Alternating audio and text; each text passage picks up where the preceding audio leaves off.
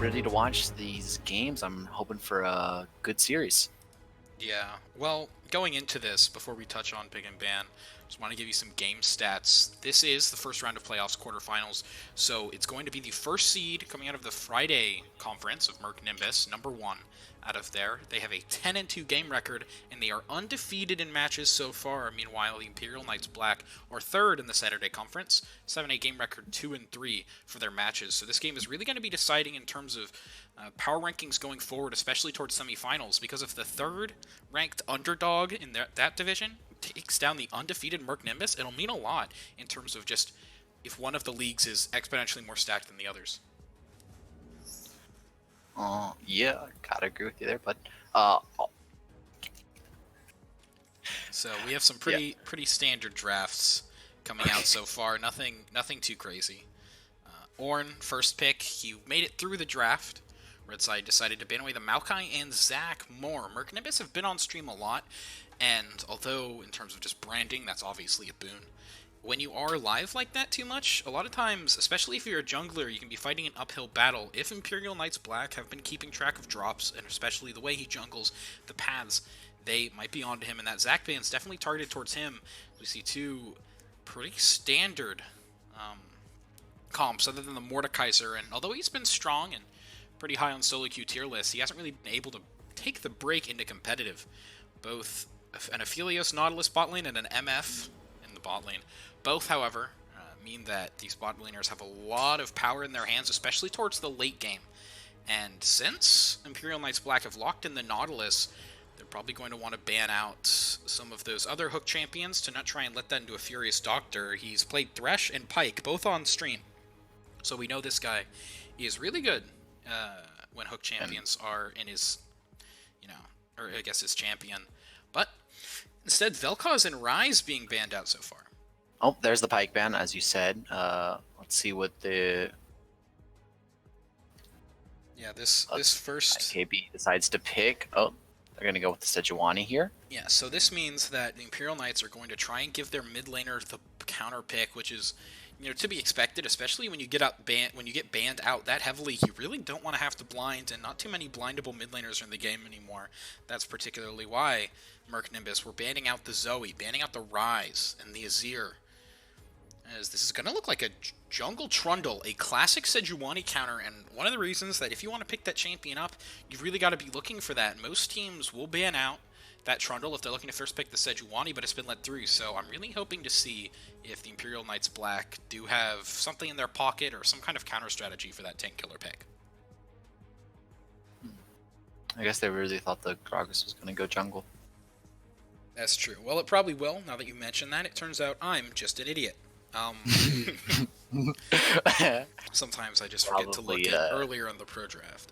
But yeah, that will be very simple. But Trundle, once you get towards later game team fights, the amount of stats he's able to get just by clicking R on Sejuani is absolutely massive, and it is the response to Mordekaiser. So we have seen Saturday figure on this Trundle before on stream as well, and a Furious Doctor getting a hold of his Thresh, I believe one of his mains, as well as, if I've seen it correctly on stream before, he's pretty nasty on that champion, so getting that into his pocket, being able to have such a versatile support pick. I know Yamato Cannon calls it Nautilus for alphas, or Nautilus for good League of Legends players, but Nautilus still a very strong hook champion, especially not having to have that wind-up means that he's going to be able to pull the trigger a lot faster than a Thresh does, and it'll be a lot harder to dodge, so that's going to be on Murk Nimbus to do, as we're going to go into the client champ select, and I want to talk a little bit about the Corki. This is a really, really strong mid lane scaling pick with the recent addition of the Manamune build, especially. It means that this champion just can deal so much damage once you get to late game. His 2-item power spike when he upgrades the Manamune and gets the Triforce is just as strong, if not stronger, than Ezreal's, but he just keeps scaling up. So being able to have that DPS on the back line, when you've built up this incredibly strong front line like Nautilus, Mord, and Sejuani, means that the Corki and Aphelios are going to both have to die before these team fights if Murk Nimbus really want to be able to live through it.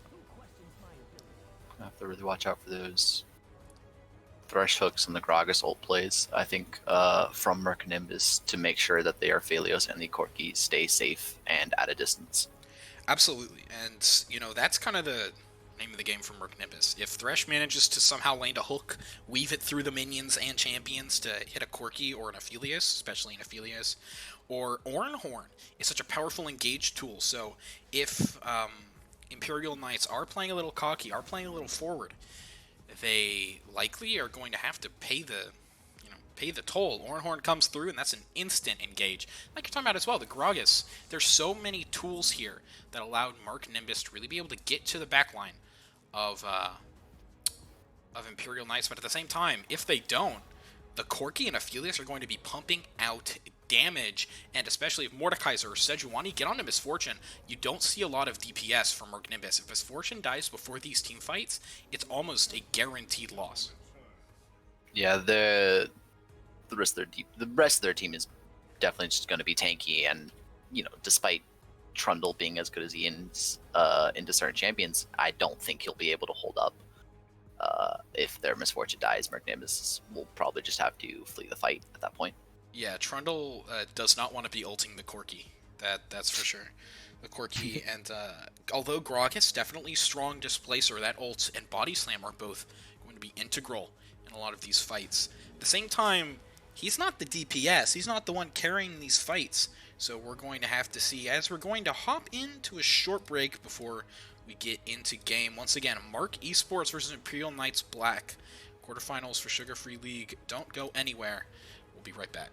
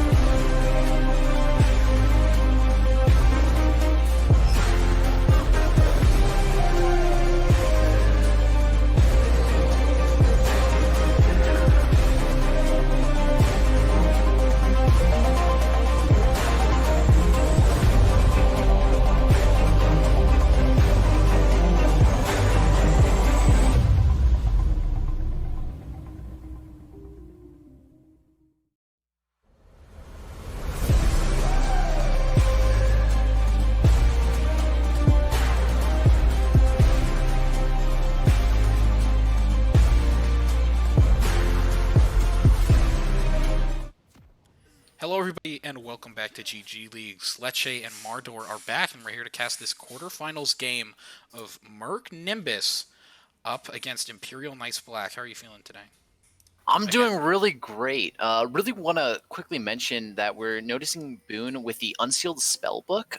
Since he's going mid, he doesn't believe he's going to get any poke off on the Corki. Pretty accurate decision, in my opinion. Yeah, it seems like we're already going to have a scuffle here as Murk Nimbus look for a cheeky just 5-man move top lane and then instantly back off. So nothing really coming of that, but it will mean that the Imperial Knights are going to look for some deep vision on Murk Nimbus' side. But it seems like Blue Jr. puts down a ward as soon as Shadowy Figure and Furious Doctor walk up, just giving some free golden XP to their side. But net positive play for, I'd argue, both teams. Both of them got deep vision on the opponent's red. So this is actually really good. Both teams are going to know where the other jungler starts. And now you see that Murk Nimbus has already cleared off, so that ward has been proven useless. We'll see if the Sejuani ends up seeing the red ward. It still shows that Drops is going to be starting bot lane. He didn't really have the time to go up to his top and get a leash from Trundle. So both these junglers are going to start on the bot side, which means they're very likely not going to be ganking their bot or mid after they do this initial little move around. Gragas, one of the optimal starts for him is you just clear out one entire side of your jungle and then back with level 3 and Predator boots so that you can come back at pretty much an extremely strong relative point to everybody else. So we're going to have to see if Drops does go back down to his Krugs, or if he doesn't, that means that he's likely going to look for a gank after that initial clear. And one thing I did kind of want to touch on is the Blue Jay Omnistone. That's not normally a pick you see on Sejuani, but it's been a really long time since Sej just had a set keystone. Some people go Fleet, some people go Aftershock, and it's really just whatever flavor of the week you have. And I guess Blue decided I'll just take them all. You can't go a wrong keystone if you have every single keystone available to you. I can't argue. Predator Sejuani is going to be pretty nuts as both junglers take the exact same path, but Blue Jr. does clear that a little bit faster. And that's going to mean critical time if they're both looking for a top or mid lane gank. And exactly like I was talking about earlier, you have level 3, you get the Predator boots. So although Drops is a little behind in terms of timing, he's much stronger right now. That Predator is going to mean a lot unless Blue Jay gets Predator off his Omnistone, which, it's possible. It's all. I'm going to go on to the next topic because that one scares me. As top lane, Shadowy Figure is building up a sizable gold lead as Furious Doctor lands a hook onto Dilla Agent, who gets chunked out, hooks way back to his turret, but that's a lot of damage. He's going to have to pop a pot or two for that. Both sides clearing. All right. Sejuani has the grasp. It should fade away fairly soon. Yeah, so she's really going to look for these trades, try and get some health off, maximize the keystone. If you don't use it, it'll go away, so might as well play aggressive. And Sejuani sees Drops on the top side scuttle, which means she's instantly going to go towards the bot one. But actually, that one gets taken too by the bot lane of Murk Nimbus. Nice push and heads up play from them, keeping a track on Sejuani, so she's going to have to go get some deeper vision instead, which does mean she's probably going to look for a gank or a move here, and worst case scenario, she just gets some nice vision behind the Dragon Pet. Oh, here comes Drops with Predator. Oh, is the Predator activated? It was. Only has Electrocute, and okay, I think it was just a scare away tactic. Yeah, it was to go run and clear that ward as fast as he possibly could. Optimal jungle pathing. If you go faster. Exactly. Boone actually lands Boone the knockup onto Hoodrich. And Hoodrich healing up pretty quickly, actually. The fleet footwork is letting him survive this lane. And I'm actually surprised by how far down Boone is. It's only 5 minutes, and he's about a full wave if he successfully farms these last 2 minions. So expecting a lot of poke coming out from Bradlet, but if this keeps up, although Ornn will be relevant, he won't be as tanky as he could be, and that is one of the advantages of the champion. Oh, the hook lands on the hook. Furious Doctor going in. A double knock-up, which is going to mean a lot of damage. Dela Agent is going to fall, but it's going to be the Thresh, and on the other side of the map, Boone is just chunking out Hoodrich, forcing him to go back. No Predator plays, or pardon me, teleport plays likely from this, as a net positive play from Murk Esports. What initially was a pretty mean hook setup from Dela Agent turns sour. When you see the Gragas come in quickly, they know that he's gonna come in for the gank, goes in with a counter gank almost instantly, and you get the Trundle teleport to help out the bot lane. Yeah, and this first dragon is looking like it's going to go into the hands of Murk Nimbus. Blue Jay, although he has the Hail of Flays, a strong early game keystone, very unlikely that he's going to look for this trade. And so that's going to be the first dragon going over to Murk Nimbus.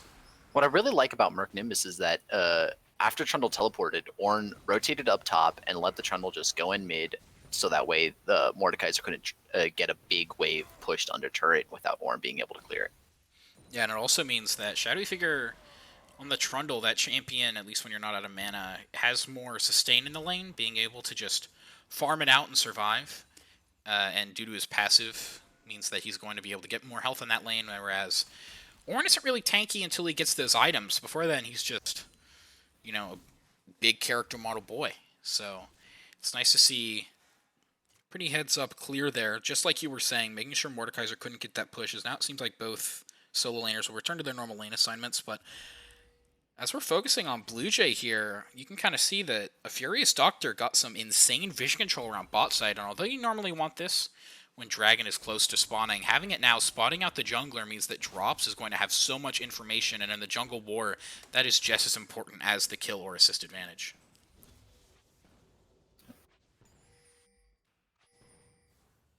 Sejuani with Phase Rush, you know, if she goes in, she's going to go in fast. Yeah, she gotta be careful of that. She won't be able to get slowed. As I'm sure, you know, this isn't...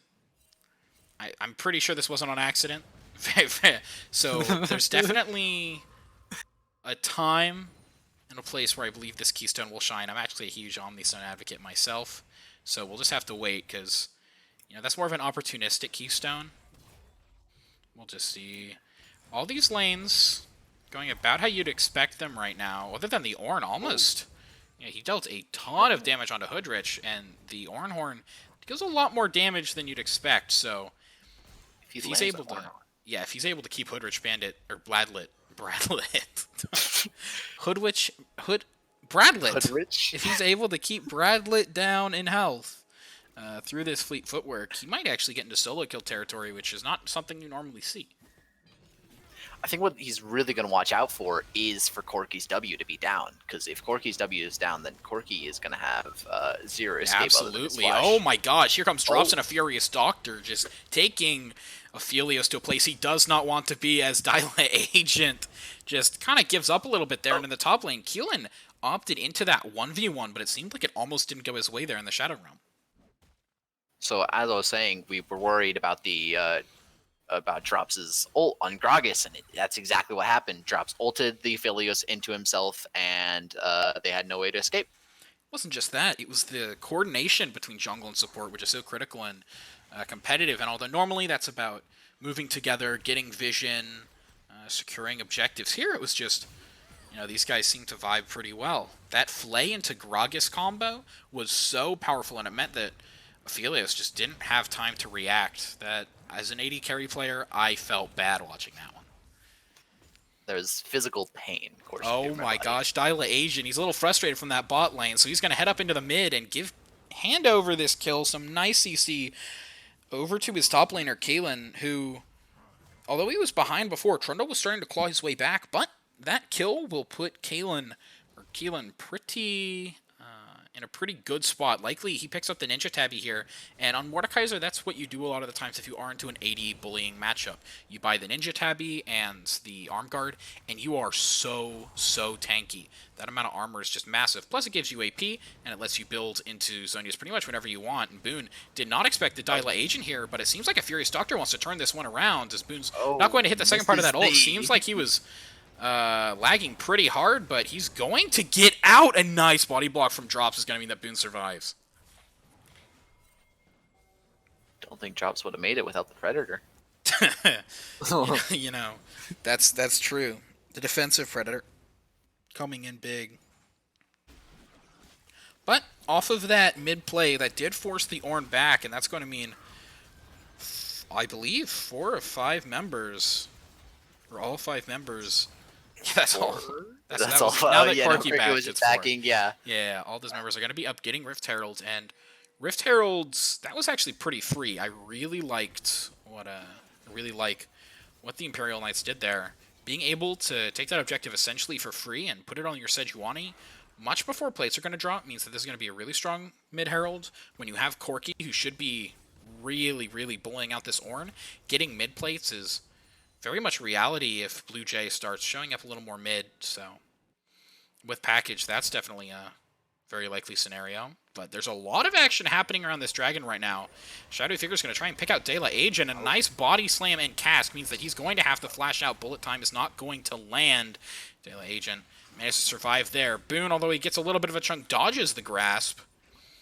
And both teams just walk away. But Furious Doctor lands a hook.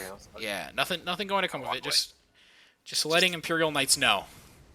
I can land those. Yeah, those are not out of my comfort zone. Oh. And it seems like the call has been made. They want to take this dragon. And if not, it's just going to chunk him out a pretty fair amount in a cask. Putting Kalen into the back of his team. Dealing some nice chunk damage. Making sure he's safe. Yeah, this is going to be incredibly dangerous. Both junglers have smite, so this is just a straight-up old-fashioned smite fight. Drops has the 1-level advantage. Let's see, as the Ornn comes through, and it lands, but the Mordekaiser ultimate's going to make sure that it doesn't follow up. No, actually, that was on to Drops. No. He just missed it again. And now, a lot of kills coming through for this Sejuani. She's gotten the dragon and Gragas. Now Phelios looking to pick up a little bit more. Shadowy Figure is going to chomp onto Wish, but Wish gets the Nimbus cloak, and that's going to mean he's going to be able to survive in the fight. Sejuani has the grasp for the Undying, but is not cheeky enough to go for that one. Here comes Bradlet looking for something more, and that, although the kills, I do believe, were about even, the dragon does tip that a bit into Imperial Knight's favor. I would like to mention, actually, I don't believe Drops missed the second Ornn ult. I think what happened was Sejuani ulted him and stunned him, forcing me to miss this Ornn ult. Yeah. So that was really heads-up play by Blue Jay. Not letting Drops, or pardon me, Shadowy Boone. Wish caught out here. He is. Yeah, something to notice. Does not get the knock up. Oh my gosh. Jungle Pillar, and Wishes gets out. Yeah, so that Ornn will destroy manufactured structures, but only if it's your enemies. It won't break your Trundle's Pillar or your Jarvan's Ultimate, I don't believe, so. A little bit of proof. Despite how much we wish it despite how much he might have wished that it did. Now, Kalen actually getting shoved back. He's going to get a lot of damage, going to force out the flash.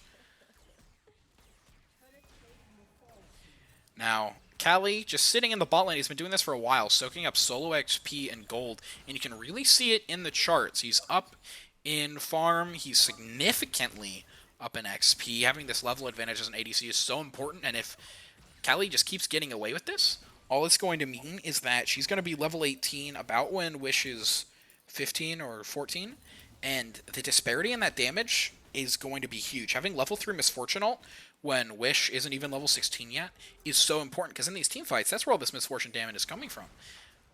Ooh, the Arctic, or the Glacial Prison misses, but the Flay does not. Shadowy Figure looking to get out, and does get stunned. He's going to use the Subjugation onto Blue Jay.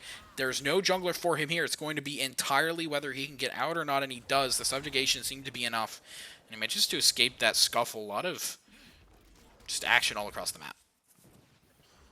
A lot of fights going on.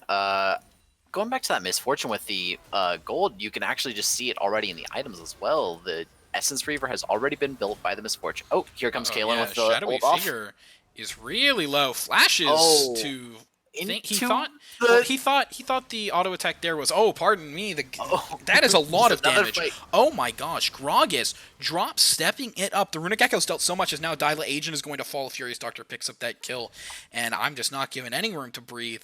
Now, that bullet time, like we saw, it deals so much damage in those fights as long as it keeps hitting. And right there, some great positioning from all of the members. Drops really, really starting a lot of the action across the map. He has been involved in 6 of the 7 kills as now Murk Nimbus are looking to dive. Blue Jay pops the stopwatch. Will he be able to get out? And he won't. Callie picks up the killing spree, but Furious Doctor's going to die. Steps back up and I think auto-attacked or the last tick of Ignite when Sejuani came out of... I'm not sure if that was just... Yeah. Yeah, I think it was the last tick of Ignite as Sejuani came out of stopwatch.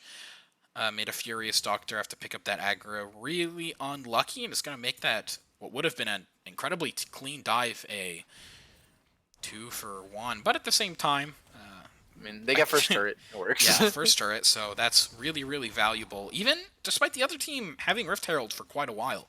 So... Yeah. Well, you saw Rift Herald be drop bot, get them some extra plates, but didn't look like it was enough. Now, Drops has a very clear game plan on how he wants to win this game.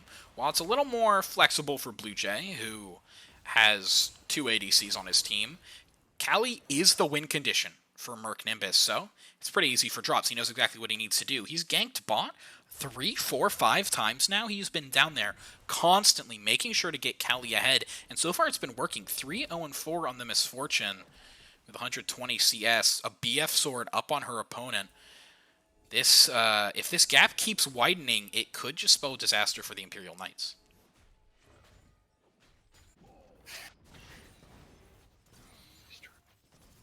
Now, Hood-Rich Bradlet, I got it that time, has the package, and on pretty good timing, as the dragon comes up. This dragon is, although it's not critical, it is what it is, towards Soul, and it is towards that 3rd dragon, which gives you so much pressure towards Baron. Being able to trade that effectively and get Soul is one of the more heads-up high elo plays that we see a lot in competitive and amateur. Both teams know it, so they're down here to fight. As long as Callie doesn't get picked out, Murk Nimbus should have a pretty good engage as a massive Horn, but Nautilus is going to land a hook, but it's on a Furious Doctor. Callie manages to get out and is safe. Another incredible cast means that Nautilus is going to be in so much trouble. On the side, Shadowy Figure and Kaylin are duking it out. Who's going to survive if Furious Doctor lands a flash onto Wish, but that's a Gravitum right there. It means he's going to pick up a 600 gold shutdown. Shadowy Figure tried as he might. He won't be able to get anything off of that. So now Hoodrich Bandit actually had to flash the damage there, got chunked out so fast, and that came up really, really well for the Imperial Knights. Or so I thought, as now Drops has Predatored. He is going for the fight, and I guess is invisible. A Furious Doctor not getting a good lantern there, and is just going to fall, but he takes it. Hoodrich Bandit is low, and the smite's going to be enough damage. Drops, though, gets hit by the stun, and he's going to fall. Sejuani picks up the kill, and now has Predator. After the fight. Yeah, after. To really help kill a dragon, I think. Oh, neither team want to give this at all. Shadowy Figure is coming in, or pardon me, Boone. Now, Boone is 1v4. And he doesn't have smite. If anybody can do it, it's Horn. Now, he doesn't have Horn or Horn. Now, he does manage to land the knock-up onto Nautilus and is looking for more. Callie is slowing the back line, but she doesn't have bullet time for another 5 to 10 seconds. But Thyla Agent is getting critically low, and the Blast Cone seems to be enough to let him out. Sejuani Predatoring, making sure she's safe. And, that's some of the freedom Omnistone gets you, but this is not looking like a C3 versus undefeated team. This is Imperial Knights showing up, and they have so much damage if they can keep up this performance. They're dual ADs in the later game, and Corki means you have a lot of mixed damage. That means that later on, your team fights and poke game are so much stronger. So if Murk Nimbus aren't able to really get successful engages off this, it could spell disaster for them. And on the same token, I do kind of want to talk about the top itemization. Kaylin has picked up the Zonia's Hourglass, and that's not normally a first item. from Mordekaiser, but what it is it's an acknowledgement that this game has been scrappy. 21 kills in 19 minutes, more than a kill per minute. He knows that this game is non-stop action. So he knows that if he takes that Zhonya's Hourglass, it's going to provide him so much value in these fights. When, on the same token, Trundle has picked up the Wit's End, and that is not a team fighting item. That is a I split push against Mordekaiser item. He's not looking to join in these team fights. He's looking to try and, really just defeat this Mordekaiser and get side lane pressure for his team, but that is not what we have seen Murk Nimbus do, and that's not really what their comp says they want to do. I mean, you can see that Imperial Knights really want this team fight. They've got two gargoyle stone plates on two different, on Sejuani and Nautilus, which means they really have those tank, Oh, sorry to cut you off there, but Kalen does get caught out. Oh, now though, Callie has gotten ulted and tries to flash out of there. That's not really how that works, and Callie is going to fall. That is all the Murk Nimbus damage. We've talked about this before. This is not looking good for them. Drops on the side, trying to make sure that Wish is chunked low. Kalen is low, but he catches a Furious Doctor, and he's staying in this fight. Shadowy Figure is real dangerous right now, but Murk Nimbus, the Flay is not enough. Hoodrich Bradlet picks up that kill, and that is another kill into Corky's pocket. The Mana Immune is completed.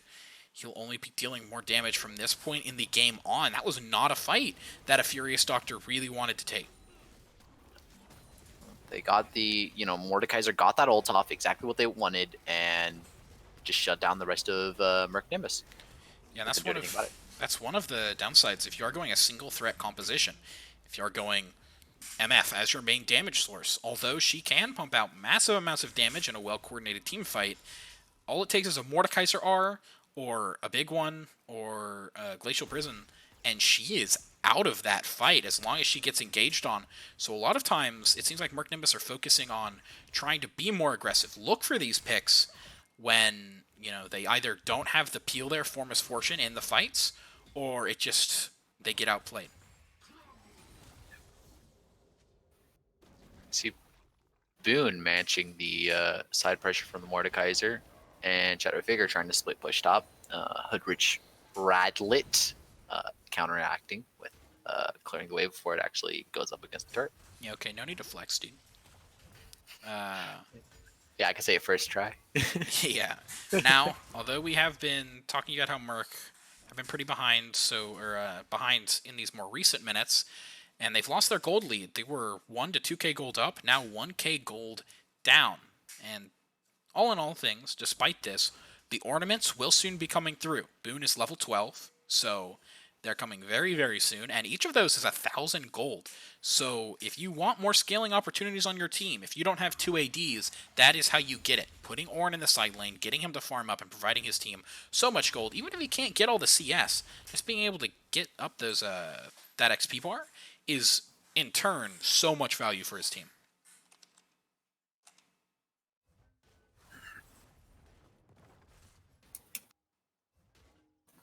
So we're looking for Death Bush in terms of Imperial Knights. Yeah, originally Murk were looking for all of these more cheeky fights, but now it seems like Imperial Knights are looking for it. A Furious Doctor is recalling, so filling back up that Sightstone, he's probably going to be looking for some more deep or sustaining the vision control they have in the river. Right now, you see a literal straight line from top Tribush down all the way to Dragon in terms of blue vision. And so they know exactly what's happening on in the river, but it's going to be whether they can use that vision to their advantage and to stop the Imperial Knights. That really means that those wards have value. Now, this is 4/3 Dragon. While not critical, if you get this, it provides you so much pressure in the game moving forward. And as a late game scaling team comp with 2 ADs, you can take these so quickly. So Murk Nimbus are going to have to think, are they going to commit here or not? And a great Glacial Prison onto drops. He's not going to be able to steal the Dragon. Now he's left in the pit. He flashes, or he doesn't flash out. A Lantern, they're pretty awkward. Keelan lands the ult on Callie again. She cannot fight. Yep, she's dead.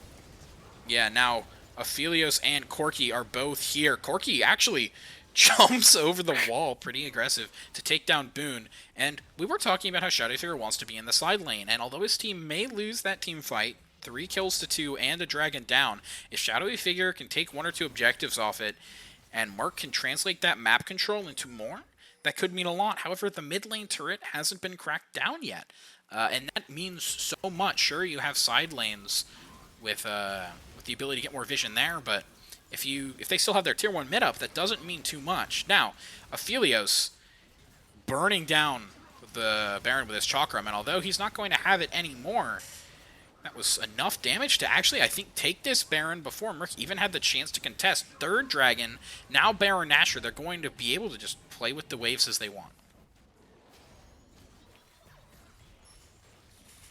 Get to see that really cool FPX recall. They like FPX Thresh. I'm going to be straight with you. I think it's terrible. I don't like the recall. It doesn't make any sense.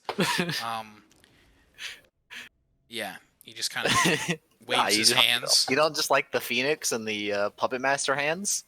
Well, that's not even what it was. The video was, not to get too off track, but I have to say this.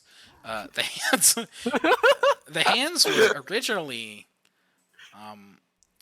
he was touching his keyboard like he was typing, and then they made it hands. Maybe that was all part of his plan. I don't know. As now, Wish and Dali Agent are both back in the bot lane. Aphelios, although he was behind in levels before, he is even. These team fights have done so much. And 40 gold down, but they're both at the exact same amount of items. MF having the more raw damage means that her ultimate will have more impact in these fights, but if Wish is able to stick around in those extended fights like he was last time and the time before, he's one of the reasons why his team will be winning this. At the same time, Bradlet does have his 2 items, and he's now working towards that Void Staff, which is going to be so massive against this tankier, teamfight-oriented Murk Nimbus. By picking up that Void Staff, the magic penetration that gives is going to mean that the Thresh, and particularly the Ornn, will be able to get shred by his missiles. Murk Nimbus know they have to respect the Baron push, as Imperial Knights are going to pick up another turret. As we're actually pointing out items, quick thing on Callie, she immediately picked up the QSS after being ulted by Mordekaiser twice each fight. Yeah, she knows that's their target. Yeah, she knows that she is definitely the win condition for her team. And that means she's going to pick that up. I wouldn't be surprised if after the Gargoyle Stone Plate, I believe, is now being bought by Thresh, I wouldn't be surprised if after that, he picked up a Mikhail's Crucible just to help her out that much more. Now, a Shadowy Figure is looking for this fight. He's getting pretty low, but the Wit's End is going to give him so much healing. That, and also the Subjugation and Conqueror. This fight is looking like Shadowy Figure might take it, but Dali Agent is going to land the knockup. The hook misses, though, but the Aphelios ultimate is what deals so much damage. That Infernum just meant that that whole team was blazing, as Kali ended up getting the return kill on Dali Agent, but that meant a lot of ults. And when I say a lot, I mean all 5 are now down for Murk Nimbus, and only a few really used. The Death Realm is still up, which could be extremely dangerous for Kali, who I think may have used QSS in that fight. No, she did not. I think the really dangerous thing here is the Cork Yield is still available. Always a danger. Well, you know, you joke about it, but at the same time, that is such a powerful... damage. It does so much damage. And especially once he backs here, likely going to pick up that Void Staff, they're going to be able to play out these extended fights even better than they already were. There's the Void Staff. Yeah, there it is. And the package is up right before this dragon. Bradlet has been on extremely good timings with this Corki. It's very impressive. Yeah. Now, next dragon is going to be the decider for the Imperial Knights, whether or not they get Ocean Dragon. And when you do have a Sejuani on your team, or pardon me, Mountain Dragon. Mountain? Yeah. Both teams do want this. For obvious reasons, Soul is powerful, but also, Ornn loves Mountain Soul. He gets incredibly tanky with it. Void Staff is going to, although it'll get even that much more value, do an upgraded Kali's item. So much armor. And yeah, now Kali has the upgraded IE and upgraded the Mercurial Scimitar. Not looking for the crit chance, but rather some life steal, knowing that if she doesn't come online now, these fights are not going to be looking up like Murk Nimbus. Shadowy Figure has joined the fight. We were talking about who he wants to probably stay in that side lane, and a nice hook lands onto Kaelin, but that is not a priority target. Shadowy Figure, flanked over and is looking for Wish, but the dragon, drops flashes in, but it means nothing. Mordekaiser onto him, and the QSS won't mean that much either. Now, The bullet time comes out, doesn't deal enough damage. Callie does seem to be caught out, but so much healing in these fights. But the Sejuani with the Flay and the Corki and Aphelios damage. 2 ADs win in these team fights if they get onto your AD. A double kill from Hoodrich, Bandit, and Wish is running down Boone. This is almost certainly a kill, and it is an ace 5 for 1. Kalen falling for the Imperial Knights. And now with the Mountain Soul, they're looking to just take an inhibitor or two, maybe even the game if they manage to stagger these respawn timings. I mean, you saw the QSS come into play, but it was used for the Nautilus knockup and slow afterwards. But, I mean, by that point, Keelan was already on the Misfortune, and she was just trying to run away. But it was too late. Yeah, Murk Nimbus, the heavy favorites going to this game. Now 6K and Soul down. They'll need to pull off a miracle here at the Baron fight if they want to keep their Game 1 dreams alive. Blue has the Predator, but what I've been waiting for all game is I want to see that Sejuani zooming at the speed of light. Well, literally what I'm expecting is the Sejuani to recall and then just use Predator to get to Baron faster. I think that's the reality of the situation. I don't think we've gotten the chance to see her use Predator as an aggressive tool for either ganking or anything along those lines. It's mostly just been an existence.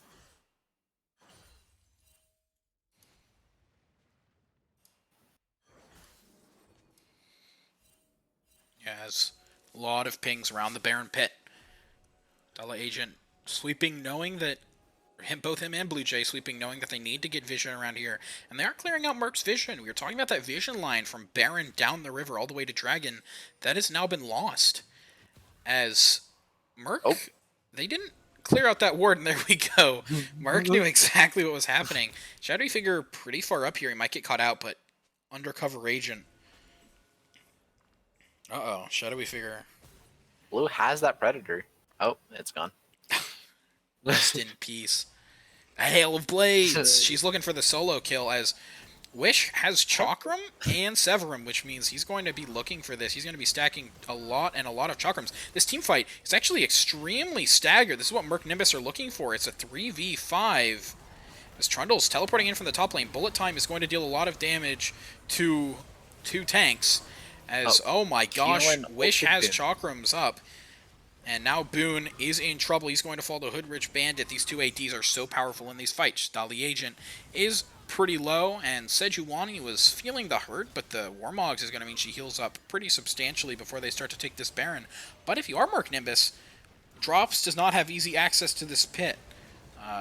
And you really don't have the peel for Misfortune in these fights, especially when she doesn't have a bullet time. Your team doesn't have the damage to fight, and they know it, so they're going to have to back off, try and push out waves, and not let this Baron buff cause too much harm if they're looking for the win. I mean, we saw the Keelan's ult come out and go onto the Ornn, but it just didn't matter. Like, the only reason Ornn lasted as long as he did was because he was in the Mordekaiser ult. As soon as he came out, Imperial Knights came in, just bursted him down, immediately killed him. Absolutely. Now, abusing the Baron recalls to get one good reset off before what they hope is the end of the game. 2 inhibitors are down, and the bot turret is the last turret other than Nexus to be standing. And now Imperial Knights are coming out in full force. They've all bought their 4th items or use their gold to get their control wards and last items to, really come into this next team fight swinging. Corki with the Infinity Edge is going to be dealing so much damage, and Aphelios, Phantom Dancer, Bloodthirster, he's going to have so much health in these fights as well. And if he gets Severum, that healing's absurd. That's Grievous Wounds level of healing. That's healing that even Grievous Wounds can't deal with. Yeah, I don't know if Grievous Wounds affects the Bloodthirster shield. But, yeah, no, this champ, it does. I'm lying. This champ is incredibly safe now. So is Corki. Both of these ADs, now that they've gotten later into the game. And Dala Agent seems to know exactly how he needs to peel for his carries. Some misplays early, but Wish has been doing a lot in the rest of this game. Is now, that's forcing a flash out of Callie. A nice hook from Dolly Agent means that this Misfortune is not going to be safe in these fights at all. A Nautilus ult is all it will take. Boone is upgrading an item of of drops, but drops. Drops is gone. Yep, there you can see the GG already coming out from Shadowy Figure. Yeah, Murk Nimbus is going to have to pull off a miracle here in this fight. I do believe that it was Boone who was caught out. He's not able to do the second part of the Ornhorn. Callie is in incredibly dangerous circumstances, but all it took was one auto from Hoodrich Bandit to push him out. Shadowy Figure is getting bursted down as they're just focusing in the Nexus. Imperial Knights know that they've won it. GG's out in chat, as this is a Game 1 victory for the team who was the underdogs coming into this match.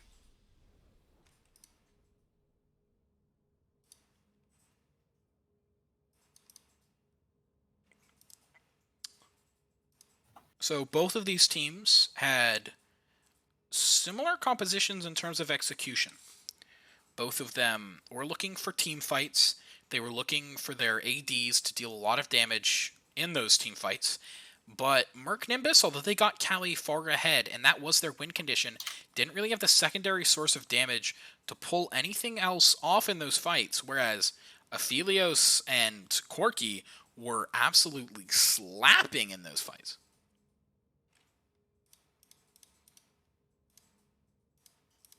I mean, we saw the damage coming out. We saw Callie kind of get ulted by Mordekaiser 2 fights in a row, forced her off the team, killed her, actually. And then after that, by that point in time, Aphelios and Corky were just back in the game, doing damage, just destroying Murk Knight's team. Yeah, one thing that I do want to bring up is Keelan in these fights. So not even that much damage, I don't believe, but some absolutely incredible Mordekaiser ults. You know, they weren't the flashiest in the world, and in team fights, sometimes you couldn't even tell who exactly it was, but he always got rid of the target that he needed to. If it was, you know, if Ornn was ulting and that second R could have gotten onto its backline, he ults the Ornn, and the Ornn just didn't have the reflexes there to look for the billowing breaths to counter it. Or he ults the Misfortune in fights where she's looking for a bullet time and she just gets caught out, and suddenly one team has 2 DPS and the other has none. So really heads up plays from Kaylin, as we are going to go into this short break to set up the lobby for Game 2. Imperial Knights Black are up 1-0 versus the undefeated Murk Esports. Don't go anywhere.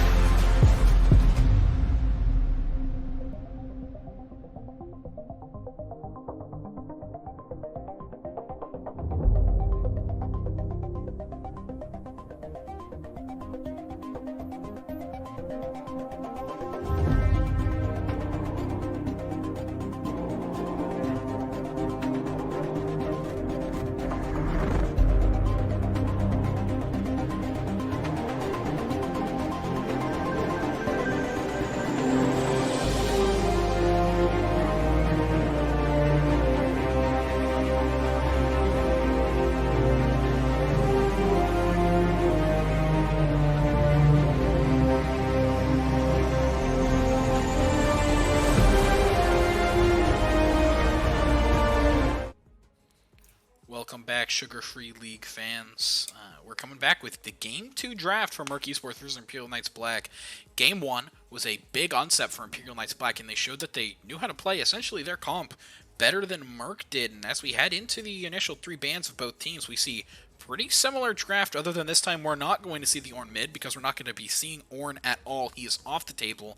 Murk said that champion doesn't want to be, we don't want him to be on our team. We don't want to have to early pick him. We don't want to give him over as a first pick to blue side. So we're just taking him off of the table. As well as that Zoe good blind pick in mid lane. We saw that Hoodrich Bradlett managed to have an amazing performance despite being targeted continuously in draft. So we're noticing the Varus ban instead of the Wukong ban here. The Zac and the Maokai are the exact same, though. Yeah, both of those picks off the table, and when you have to first pick an OP recently, there's not really been an OP-like set, not only just on the Rift, but also in the draft phase. Set has been such a strong champion, being able to go top jungle and even sometimes support. I have been known to int on Summoner's Rift with Omni Stone support. Mardor can attest. So I'm definitely a big fan of the pick. And Wukong is through the ban phase. Now that Varus has instead been put on the table, it means that Wukong goes through, and it looks like Drops is going for Sejuani. Wukong and Sejuani are a very strong top 2v2. You're able to get the permafrost out so quick. I see we're noticing. I'm curious to see if Imperial Knights decides to pick up the Trundle instead to try to counteract Sejuani in any way, shape, or form, or if they're just going to go for a different counter jungle. Yeah, we saw last time I talked about in draft phase before realizing that they'd already picked a jungle. That Trundle is just that El Clasico counter jungle pick. Sejuani, Olaf, these staples of competitive League of Legends for so long, both just get outed by that guy. So if it isn't picked up here, very likely banned in second rotation. Now Nautilus, one of those hook champions that you really like to see on your team, and Daily Agent, although he had some errors in the early game, really popped off, and the exact same bot lane for the Imperial Knights Black. They know exactly what they want in this series, and they've now done it twice. They are sticking with what worked last time. They're not going to pick up the Trundle. They're going to just stick with their bot lane and make sure that they have that kind of safety good thing that'll scale into late game and do well. We still don't know where Set is going because they haven't picked up the Trundle, so it is possibly Set jungle if they really want to do that. And so far, Murk Knights have not banned the Trundle out. They instead choose to ban the Rise. Yeah, last time you saw them ban Rise and Azir, and I do expect actually similar ban rotation, making sure to get those blindable mid laners off the table. But if they use 4, debatably 5, mid lane bans across their draft this game, and it doesn't work, and Bradlett manages to get off the ground and carry another game, Murk is going to have to go back to the drawing board in what might be a very important game if they do drop this one. But instead, it's the J4 taking junglers off the table, and they just don't want to hand that one over.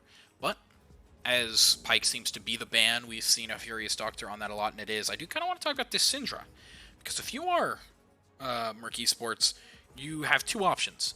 You just say the Syndra's going mid, and you pick up no matter what, you pick up your support here. I think it's not really debatable, because then you give your top or your mid and bot possible counter pick. As they pick up the Taric. Kalista has gone through draft, so the Kalista Taric is still up. Some of the other Taric matchups, Taric Ezreal is still up. I haven't seen that much Taric Syndra, but I do know that that's a support you can run with it. Normally you do want the Nautilus or other hook champ like Thresh. And we know that a Furious Doctor likes that Thresh. He picked it up last game and had some pretty stellar hooks on it. Now, Sylas is coming through. That's possibly going in the mid or top. We have seen in other regions, specifically Korea and China, they really like their Sylas top.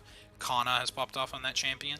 So that Sylas, although it is a flex pick, we may, unless some crazy draft wizardry is pulled off here, likely to know who is going to be the mid or top laner.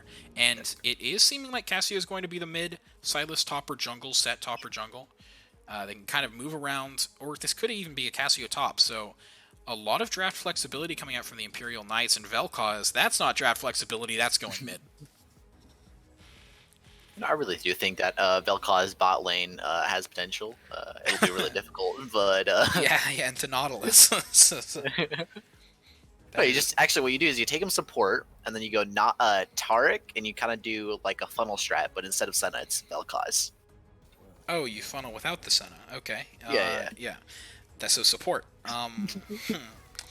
Now we see it's pretty much lined up. What's happening right now in Murk Nimbus, a completely different draft from last game. They have no repeated champions across their roster. This is almost definitely going to be a Syndra Taric bot, Vel'Koz mid, Sedge in the jungle, and Wukong in the top lane. And Wukong is champion after his rework, who a lot of people have kind of been memeing on. He's definitely been really strong, and I do believe he got some power taken away in this recent patch, but it's more of one of those, placebo changes. It's not a massive change that takes the champ out of the meta. It's rather just, they're slowly tuning him back, and Wukong is definitely going to be strong in these team fights, even in the 1v1s if he does manage to fight up against Set, and I do believe Set is unstoppable during his ultimate, so if Wukong ever tries to get on the team, what you do have to look out for is Set being able to just pull him right back and knock him into his own. Murk Nimbus, although this comp definitely has a more difficult ease of execution as compared to last time, we do know that Boone is a nasty Vel'Koz. We've seen it before on stream. He has just, as the kids say, wrecked. So we're going to have to see if he manages to keep up another pretty fantastic performance. And somebody I was kind of left longing more from, even though we've been talking about the Wukong pick, I want to go back top lane. Someone who we've kind of been left wanting more from, especially after Game 1, was Shadowy Figure. His itemization was a little off from what the team was going for in the game, what the team kept trying to do, and his play was a little off as well. So perhaps with the Wukong, it's a little more straightforward, or he just knows the champion better and is able to take these fights that he really wants to and take this champ up, because Set is also a really strong champ, and it does seem like he's going to be in the top lane, Silas is going to be in the jungle. So this is going to be a Wukong versus Set matchup. That grit does do a lot, especially to one of the squishier bruisers like Wukong. You don't pick up that many tank items. He's pretty much a Bork Triforce kind of character. I would also like to mention that looking on the side of Imperial Knights, we've got the Silas, and 4 out of 5 of those ults are really good on Silas. Vel'Koz is okay, but you don't get the true damage proc off. But the Syndra ult can just combo Syndra back into death. The Taric ult for Imperial Knights is going to be big if they can get off. And if Set can knock up the team and he's just in there, that's going to be really big. Yeah, that will be pretty massive. If we do go into break here, awaiting Game 2. Game 1, big upset coming out from Imperial Knights Black, and if they can keep that momentum and push into Game 2 with another victory, they'll be set up for a sweep and really be putting an undefeated Murk Esports on their toes, a team who might not have that experience with coming back from a loss, so we're going to have to see how that turns out. Don't go anywhere. We will be right back.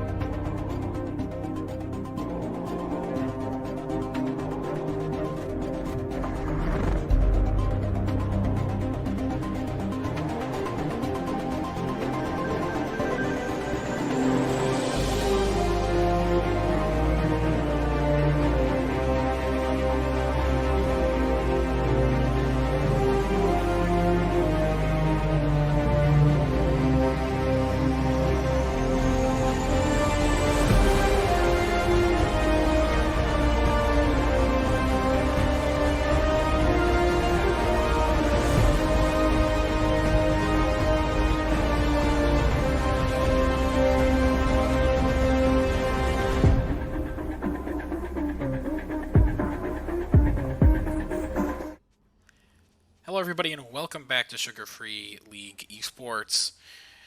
Today we are back with our Murk Nimbus versus Imperial Knights Black, and so far this series has been a bit of a surprise.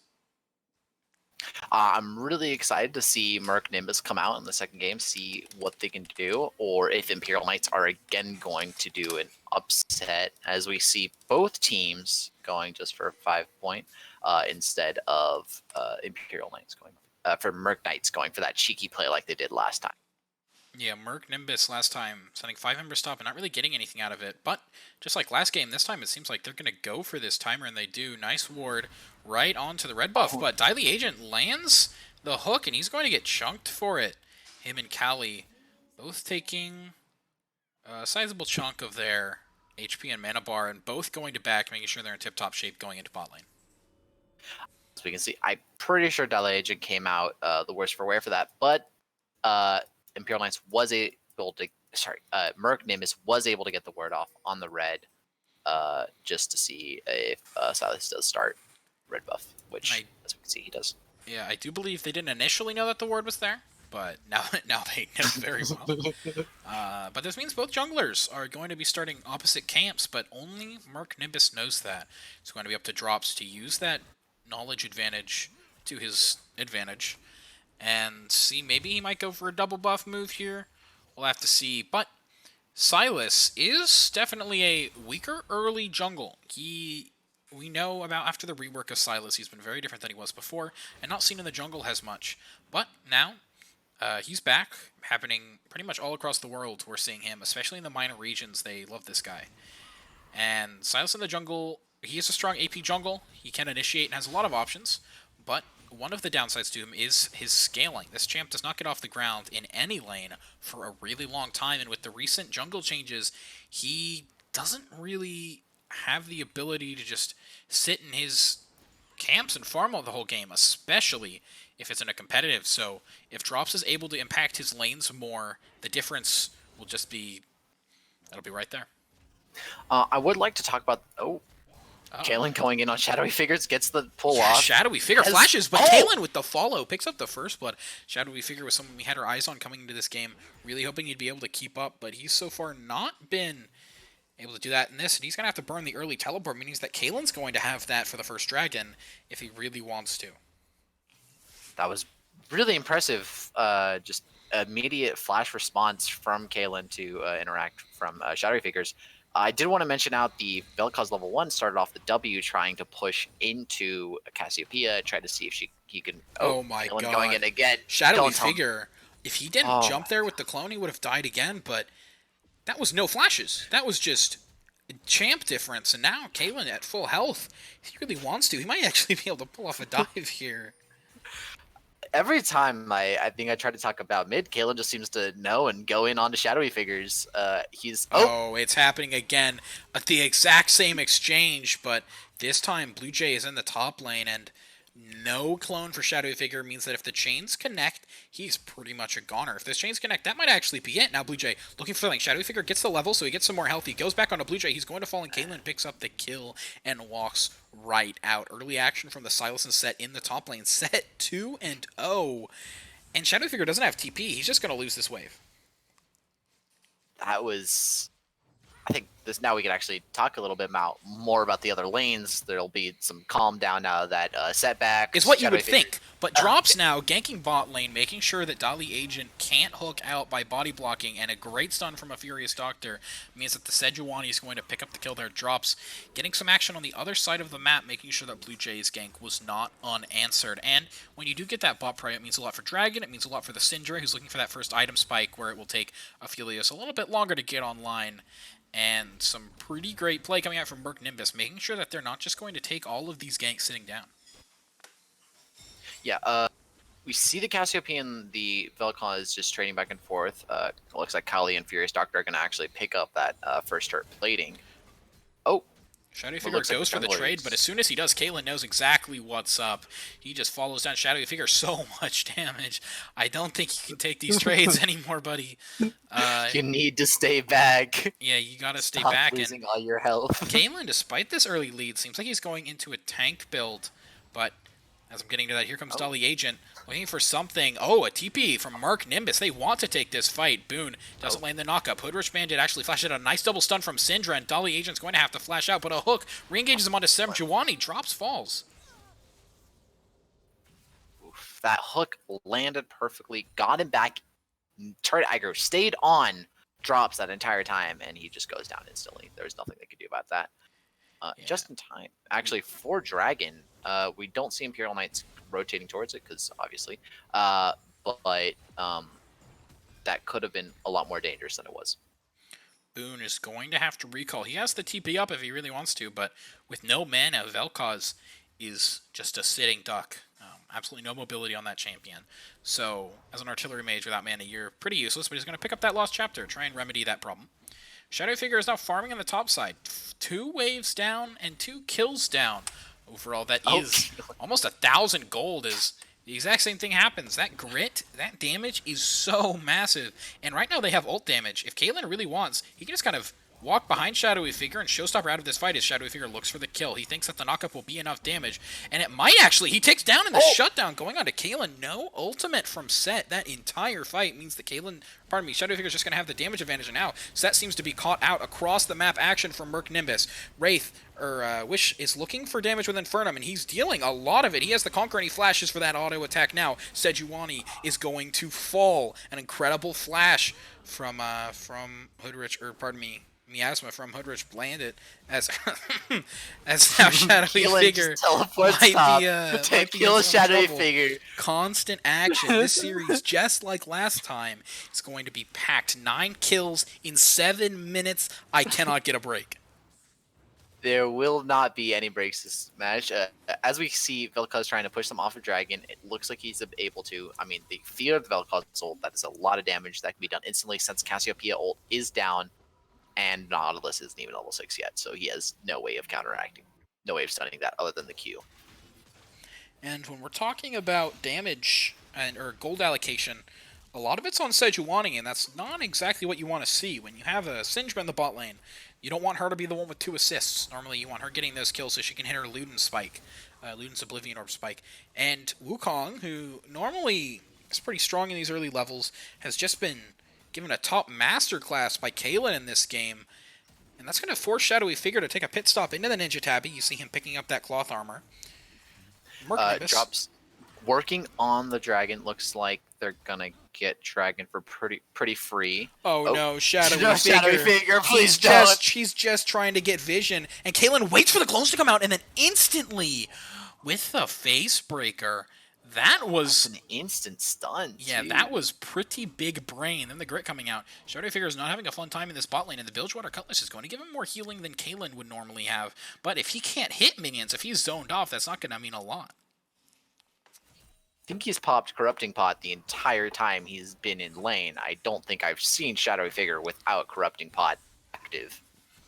Unless he's dead.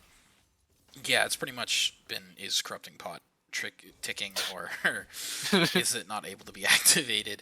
And now this camera keeps going top lane because it knows the directive. It knows. Caitlyn is looking for that fight. He wants to just put the Wukong further and further behind. Yes, now Shadowy Figure looks for the fight, does pop the ultimate Cyclone, dealing a nice amount of damage, and now the second activation is going through, but that grid deals so much. Shadowy Figure gets showstoppered back, and a nice Glacial. Means that Kalen's going to get chunked out, but it's not going to matter. Some nice flash follows, and now on the bot side, Callie is dealing so much damage to Wish, almost going to fall in the shutdown, does come out for a Fury's Doctor Ignite, dealing that last tick. The Cosmic Radiance made sure that Callie couldn't get burst down in the fight.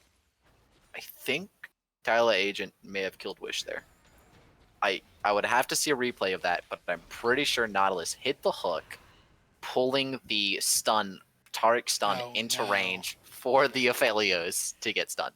Now, I can't say for certain, but if that is exactly what happened, which is what I believe did happen, that is a very feels bad moment for Imperial Knights. Yeah, it really is. Dolly Agent, we've seen through this series, he's had some issues in the laning phase, but once you get out of that, he makes up for it.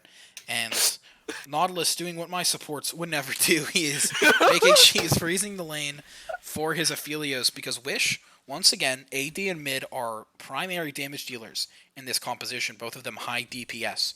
So making sure that his Aphelios can get off the ground, we saw last game. Wish and Bradlett dealt so much, so being able to see this again will mean a lot. This time, Shadow Figure on the right side, being able to clone away from the Kalen face puncher or face breaker, actually does mean a lot in this matchup. But if you are Wukong and you are going the Bork Triforce build and you're this far behind, those are two of some of the most expensive items in the game. That's like a 7k gold 2-item spike. Whereas the set already has a Sunfire Cape, and if he's going this low-cost tank build, he's going to be perfectly happy in this item war. And yet, despite the counter gank from, drops when Blue Jay ganked, Wukong still died and Keegan did not. Set stayed up that fight and was able to walk away barely. I know we got switched down to bot lane during that fight because there is fighting everywhere on the map right now, and there is no way to stop it. Yeah, both these teams. We haven't dropped below a kill per minute yet. But we might as Keegan going in. Another face breaker, and now Shadowy Figure decides to keep up the fight.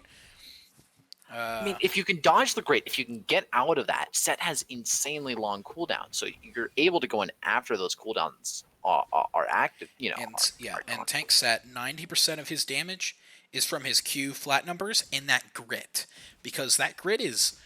That's the whole point of going tank set, is that you're a tank, but you still deal massive damage by storing up all that damage dealt and being able to turn it just right back out. Oh, I think he just thought that wasn't the actual Wukong.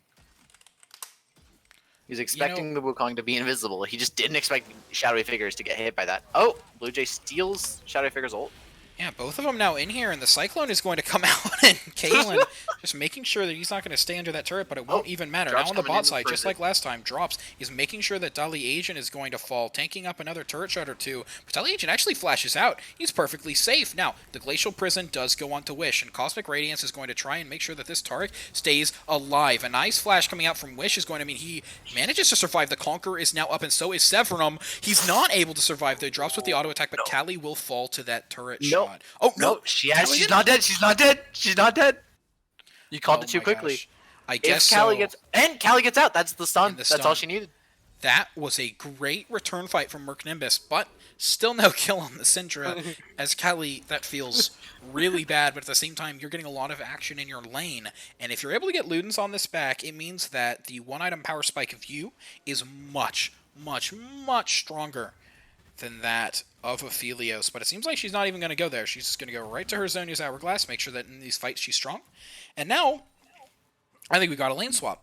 She didn't have enough money for Ludens. That'll do it as well. Yep. She has the Corrupting Pot and the Blasting Wand, but not enough to actually finish off Ludens. There we go. Picks up the Mountain Dragon, and Drops is looking like he might be in a bit of trouble. A nice stun and laser. Dolly Agent left wobbling, but a return kill. Blue Jay just Dolly Agent didn't go down, though. So all that happens, and Kali's caught out here. Oh my god. She survives. She thought that she wasn't going to be able to, and she turned back. That might have been her death. Blue Jay goes back out.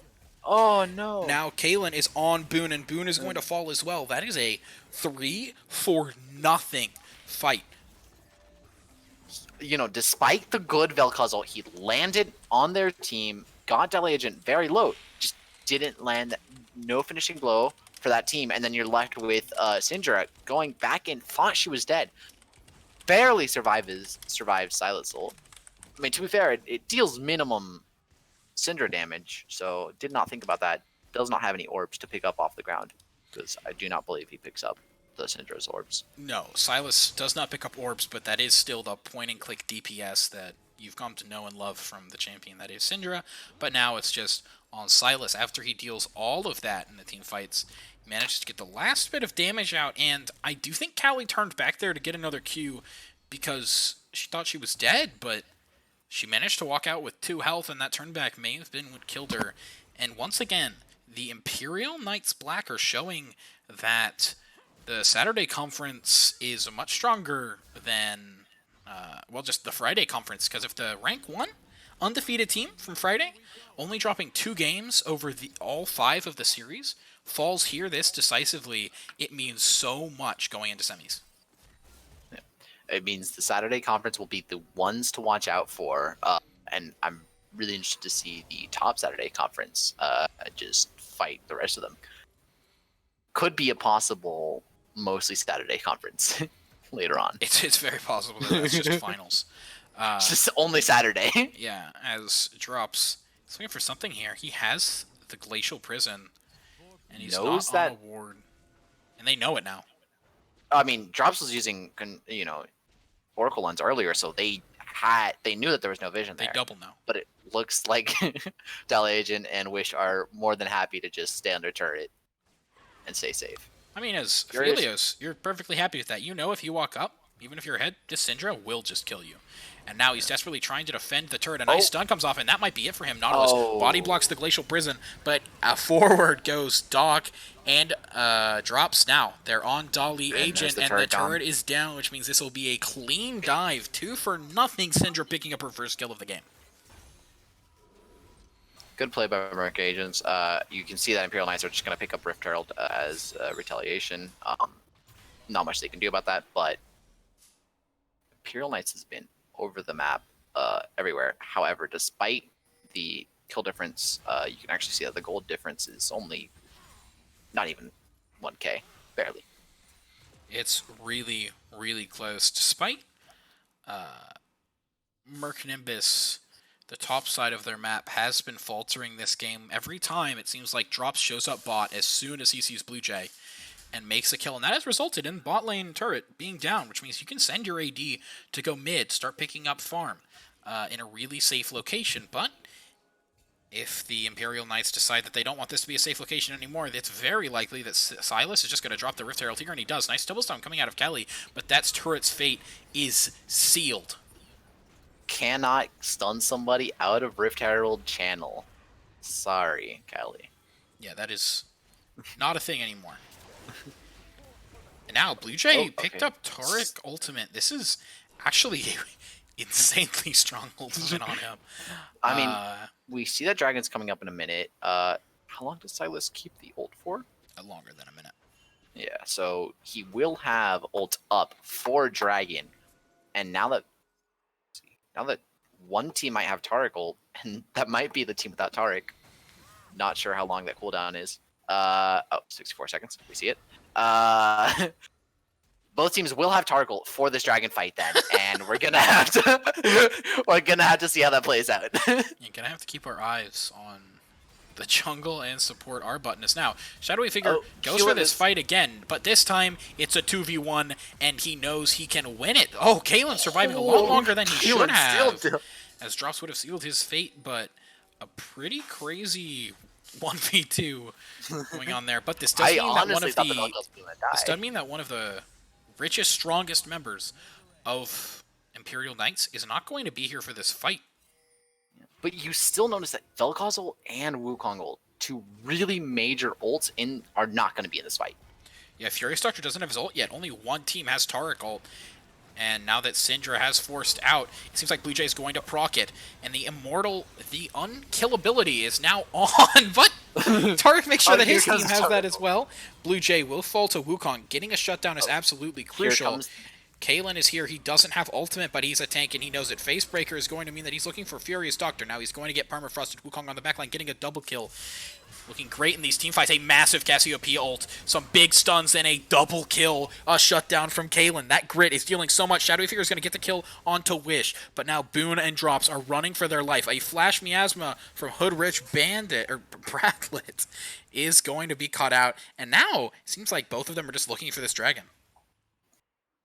Oh no, they want the kills. But like we saw earlier, Murk Nimbus is a team that wants to fight. And here comes Shadowy Figure. He's looking for the rematch. He doesn't want Kalen to keep getting away with this. But it seems like it's just to chunk him. Okay. Both looking for some skirmishes. Facebreaker. But it's not enough as the grid is almost going to hit, but misses just barely. Both tops and jungles are going to walk away with their lives. But now Callie is teleporting in, so you know this is getting serious. Hoodrich Bradlet is backing, but he also has teleport. We might see that as well. Scuttlecrab is taken just for that extra bit of vision, but they're going to focus their efforts onto the Cloud Dragon. Blue Jay dealt so much damage last fight, got onto the targets he really needed to, and now he has Cyclone. He might just run through the enemy team, but a massive stun, an absolutely massive stun coming out from Tark, but it's not even going to matter if Kalen is on the back line. He's just not going to fall. He is so tanky. His regen and Triumph is massive. A Furious Doctor's 1v3, but he's a support. He can't do that. Kalen is still alive. He was 1v4ing there. The passive regen, as well as just, I guess his existence was too much for Murk Esports to handle there. Kalen is carrying his team in these fights. Yeah, Kalen is just going in, did not care, kills the Syndra, almost kills the Vel'Koz just all by himself, just went in with no regards towards their Murk Knight's damage and just came out fine. Just lives. Yeah, this is full tank, and now he's built a Warmogs, which means his regeneration, just even passively, will be that much more, but also, this means he's going to be looking for more skirmishes. He's going to be okay taking 50 health % trades if it means he can just back off, wait 10, 15 seconds, and then do it all again. Blue Jay as well is starting to get to the point where in these team fights, he's dealing so much damage.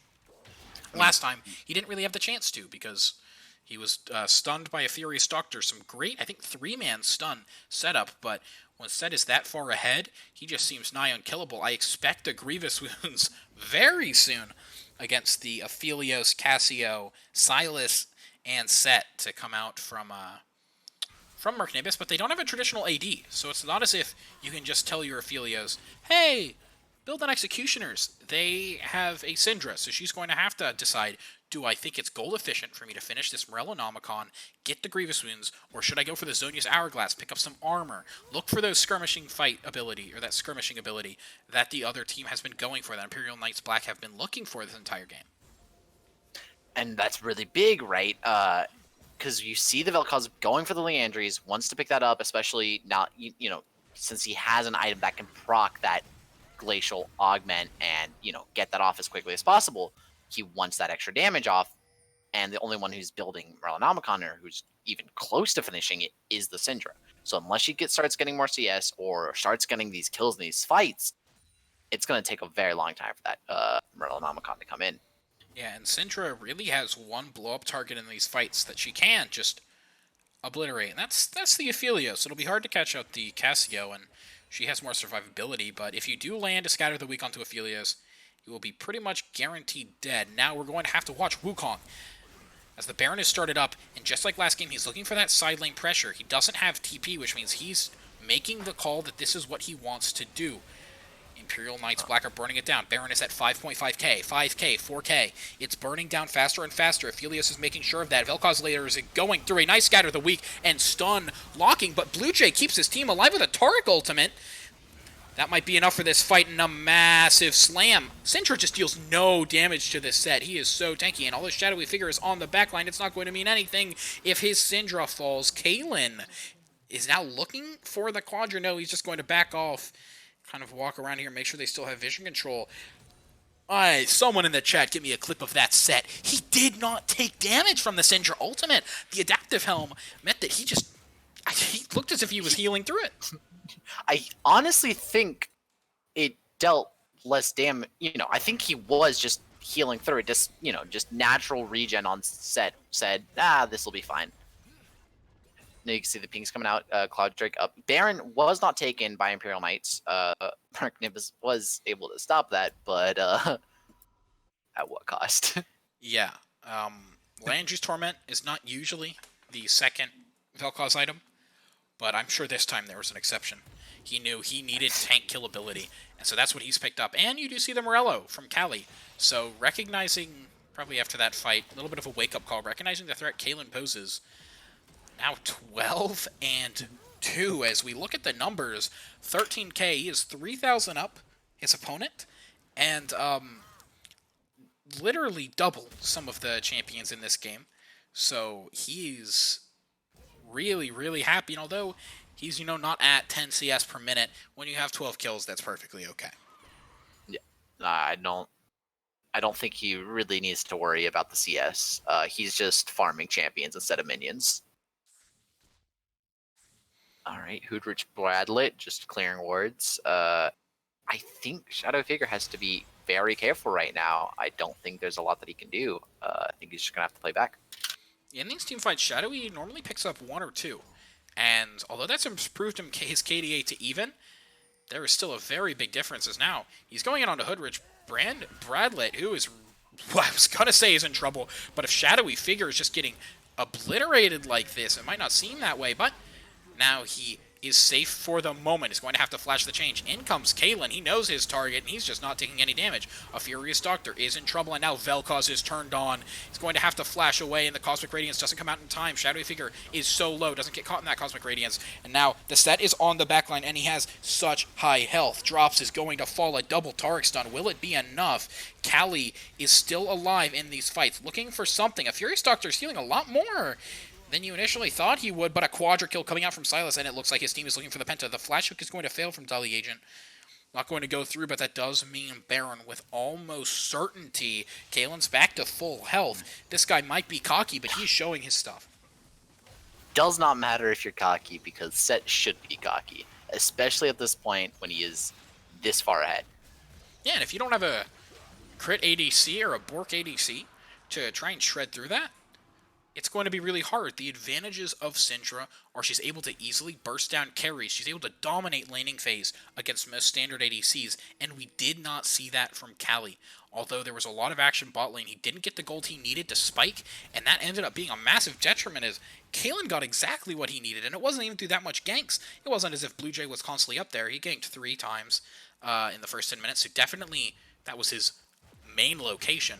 But, he wasn't down there as much as Drops was bot. So being able to have more later on in the game efficiency for less ganks shows that he's really, really attentive when he's on Sylas, and he knows that he's not the carry this game. He's picked up the Spirit Visage, which is going to mean that the Morello is going to have to hit that many more people. I mean, he really does not. Keegan is just going in there. Does not. He can face tank a majority of the team's damage and still just come out fine at this point. Yeah, even ignoring the Warmog's healing at the end of fights. Sent normally doesn't come out these last 2 fights with less than 50. He's able to stand in the face of Baron and just be perfectly happy, which is not something most champions can say. And now, Blue Jay has the Taric ultimate again. We've seen how important that ult is in these fights for both teams. And now, Dolly Agent's going to get burst down and utilizing that ultimate, but you can't ult the Baron. It's not going to matter. Blue team still takes it. Now the Gargoyle Stoneplate is going to put his health in the exact same amount. Oh my gosh, but Kaylin's on the backline. This is a literal 1v5. And now he's duking it out with 2 invulnerable targets, but he's still looking for it. Drops, not going to be hit by the Facebreaker, and in comes Murk Nimbus' teleport. They are still looking for these fights. Here's Shadowy Figure, looking for a Cyclone, onto Kaylin, onto Blue Jay, and he does. He knocks him up before the hooks can land. Kaylin doesn't die yet. The stopwatch, and he's healing through it. Look at his health. He's still alive. Shadowy Figure is looking for the kill, and he gets the shutdown onto Sylas. Will he have the damage? And he does it. A double kill goes on to Cassiopeia. Oh my god. He's still alive, and he's going to be full health when they start sieging this turret. Kaylin just does not care. And yeah, you can just take turrets. I don't think he's even taking that much damage. The minions are right there. They're Baron, but he just doesn't care. The damage that's coming out does not matter. Killian can just walk. I mean, it's Mundo goes where he pleases, but Set goes where he pleases at this point. Yeah, in reality, it's always gonna be the Set. And now Wukong knows that and is picking up the armor pen item. With that combines with Executioner's Calling. So he really wants that armor pen. He needs all the stats that item can give him, really. If he ever wants to deal with this set, which he does. He's built the Bork. He's trying desperately, but will it be enough? Yeah, and before he did TP to the fight, though, Wukong managed to get a lot of value on the bot side of the map. He managed to get an inhibitor, which means he's going to have bot presence for a long amount of time, unless a Sylas or Cassio or Aphelios does decide to hold that lane. Mm-hmm. Oh. Barely doesn't kill a Scuttle Crab with the crit, but it's alright. Gets the recall off anyway. Set is officially full build. Yeah, and it's a Gargoyle Stoneplate. If you were scared about Set's health before, and his unkillability before, this is not the item you wanted to see him build as Murk Nimbus. Yeah, I don't think that there's going to be anything that they can honestly do to kill that Set, and that's going to be the probably Imperial Knight's biggest pressure for a little while. I mean, you have the damage from your other sources, and like Set's just going tank, but it just does not matter. He's just going to keep on dealing damage because Set is insane right now. Murk Nimbus knew the way to beat this Set, and that is just don't fight him. If he has to take a turret or a fight win, so be it. But you take an inhibitor in exchange, and that's the game they were playing. But they cannot win a 5v5. But it seems like that's what they're looking for. Shadowy Figure managing to get some nice poke on a Blue Jay, but now he has Cyclone Wish, almost getting caught out by that knockup, but he flashes. And the Glacial Prison drops, has popped the Gargoyle Stoneplate. He's not going to have it for this upcoming fight. Furious Doctor has the Cosmic Radiance, which means they can look for these extended fights. They can look for these extended trades. But now Imperial Knights, they've taken Prio in this bot lane, and they have Prio in the mid lane all the way to the Nexus. They're going to take this dragon, and they're going to look for the Cloud Soul.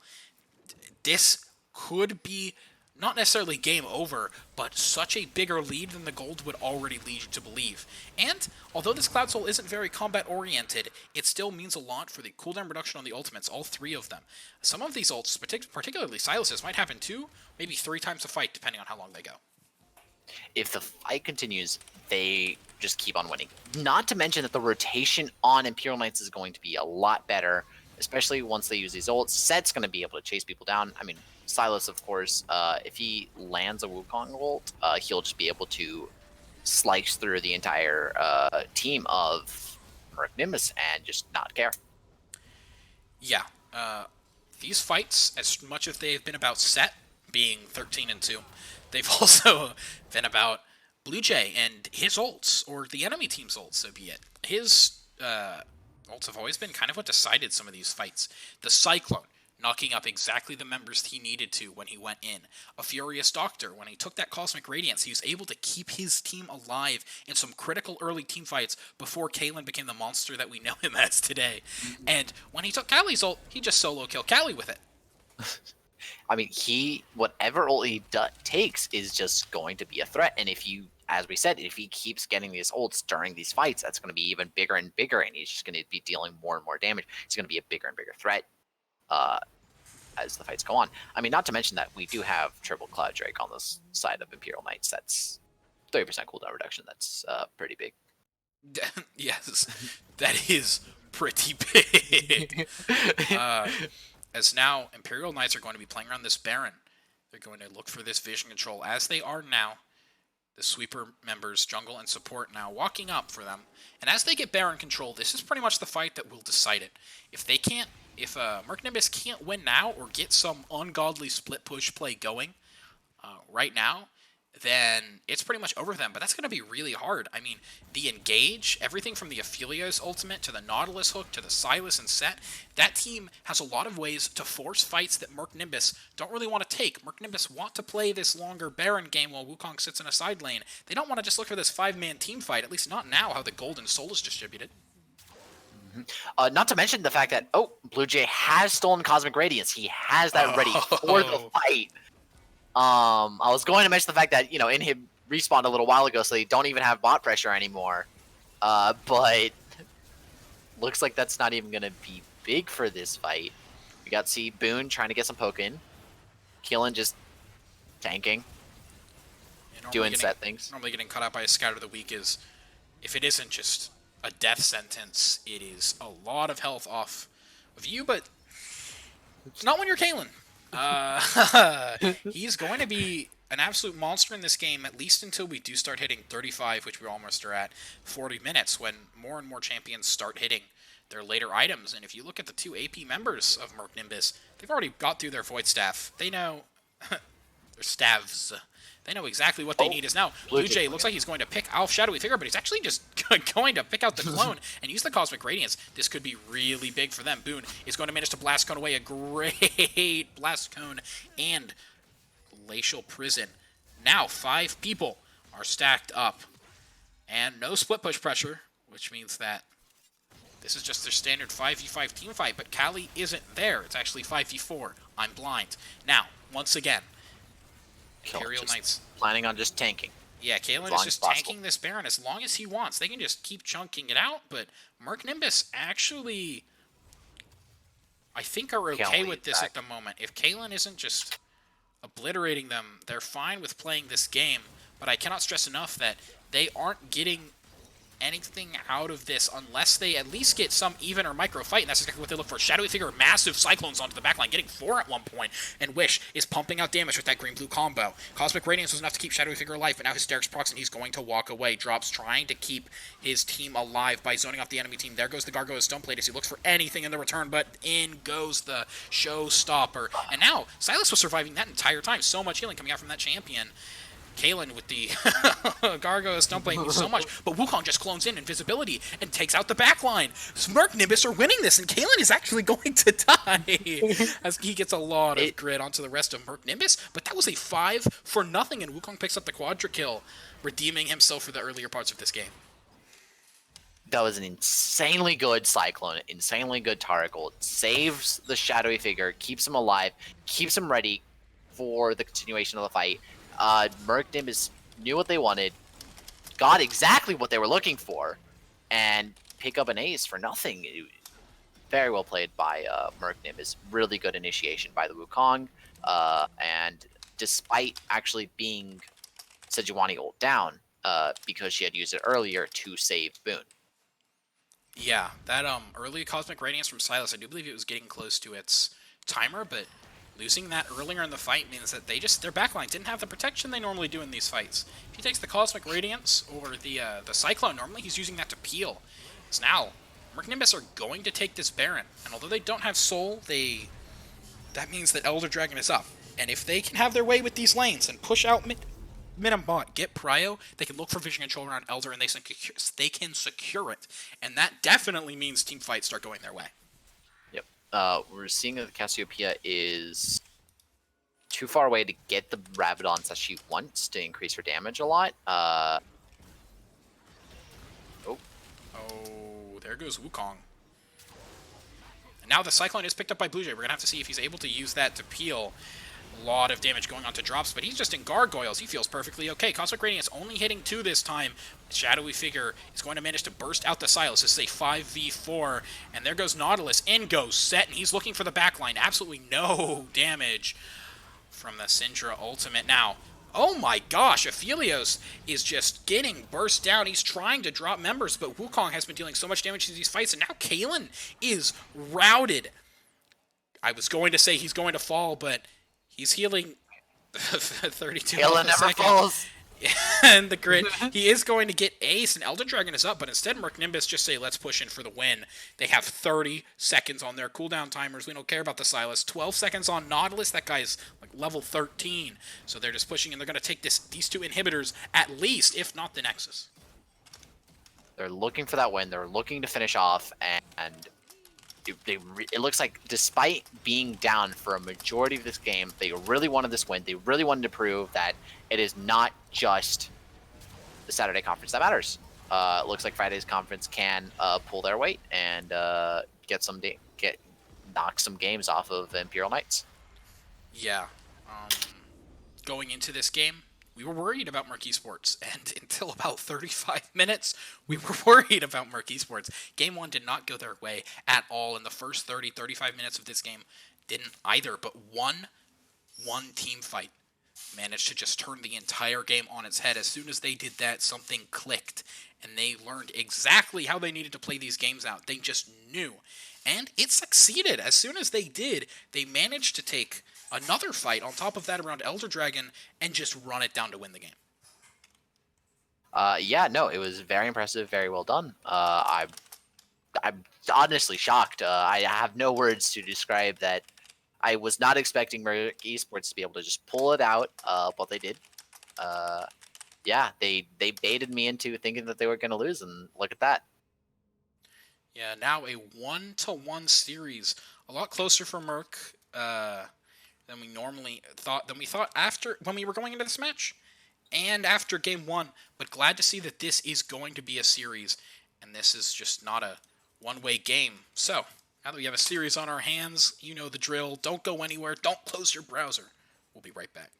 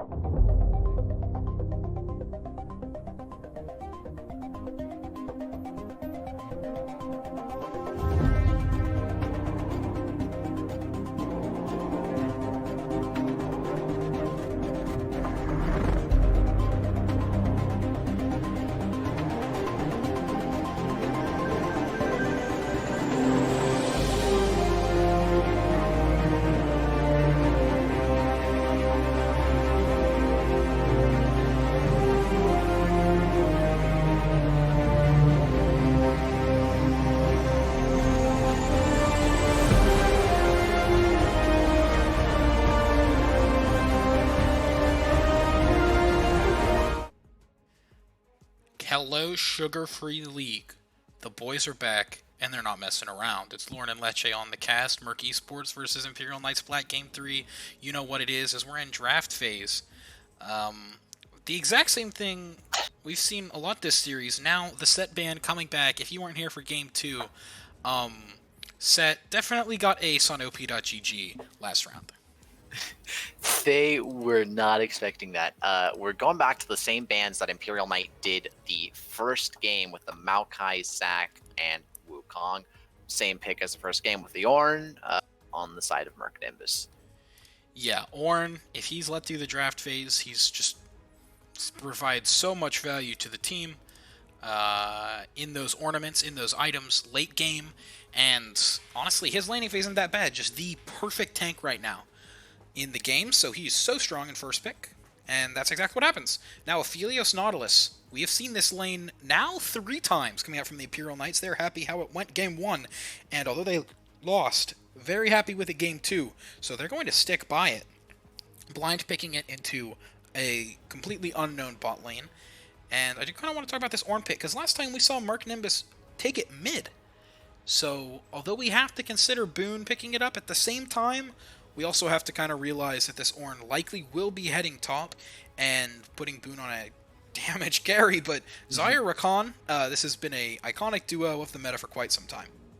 I mean, you gotta love Xayah Rakan. They're great. I don't think Boone wants to pick up Ornn again. It didn't really go that well for him game 1. It mostly just ended up him waiting until he was high enough level to give his Ornn items to the rest of the team, which is, you know, what you want to do on Ornn anyway. But, yeah, but to be fair, he just, I mean, granted, he did get a lot of poke on that Corki early game and then just didn't want to play. Which was really weird. But yeah, I was not expecting that. We're seeing the Trundle ban instantly. They don't want to see that Trundle top just in case, you know? This is exactly what we saw game 1, except they didn't ban Trundle, and Shadow Figure picked it up. Was a menace in the side lane, and I'll leave it at that. Drops showed off his Gragas skill game 1, and they don't want that powerful AP jungler to be picked up by Murk Nimbus. When you have Xayah, you really do need some more AP in your composition, and if that's not going to come through in your mid or top, you do need that in the jungle. So banning the Gragas really heads up play from them, making sure that Blue Jay is going to be able to have a much better matchup and a much nicer time in the jungle than he has the previous 2 games. Yeah. Oh, we're seeing the Vel'Koz hover. That would be a very exciting thing to pop out, especially from Boone. We saw him play that the second match, and it was It was really well. Yeah. Wait. Yeah, Boone is back, baby. Boone is back. They're letting the Vel'Koz go through. It was something that I believe was banned game 1, so they knew that this is his comfort, but they've decided to give their jungle a nicer time and go for some more compositionally focused bans. As Jarvan is up, strong jungler, perfectly fine jungler, it's J4, and that is what's going to be locked in. So we see Murk Nimbus's comp. They're looking for team fights, mid and late game plays. Jarvan is kind of their bridge. But, you know, looking at Imperial Knights, we're going to have to see what they round it out with. This last pick is either going to be top or jungle. We know that Blue Jay likes the Sylas jungle, but we see in a lot of other major regions Sylas top really taking lead, and it's going to be the Yorick. To counter the Murk Nimbus team fight composition, they're just going to pick up a split pusher. And these last 2 games, we've seen Murk Nimbus do a very similar thing, where they're getting out-team fought. So they just go into a side lane and they say, hey, it might be a 3-for-0, but we'll take 2 turrets and an inhib. And, you know, that worked out for them, especially game 2. It was what kept them in early. But now Imperial Knights are actually picking up the split pusher. Yorick is going to be their top laner of choice. Yorick is a much more powerful top laner for split pushing, that is, than I believe Wukong is. But so that's going to be a very, very big threat, and we're going to have to watch out for that on the side of Imperial Knights. See what Murk Nimbus decides to do, or if it just ends up not coming into play, and Murk Nimbus just runs them over. Yeah, Murk Nimbus. It's all going to be about, just like you're talking about, the stage of the game, and how far Imperial Knights are. This feels really weird to say, but I think if they're managed to sit behind Murk Nimbus early, this will be their game to win. If they can get objective control somehow with like a 4v5 against that composition, it will be over. But at the same time, they don't have all the tools for that. Sylas, although he's not the most early game oriented jungler, I do believe he wins the matchup early into Vel'Koz pretty hard. So a lot of it is going to, I think, be around that mid lane. Will Sejuani Sylas manage to put this Vel'Koz irreparably behind and just make him an immobile punching bag? Or, you know, will he be able to stay even? Will Xayah be able to wait until the late game and those Ornn, Rakan, Jarvan setups be enough to really allow Murk Nimbus to propel themselves forward?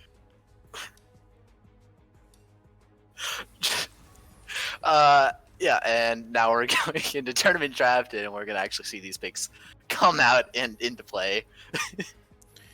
Yeah, now, as I do feel like we've broken down the draft pretty substantially because the team didn't want to start client, we are going to be going into our break. You see the compositions, you know the lanes, so we're going to head right into it. Don't go anywhere, don't close that browser. We'll be right back.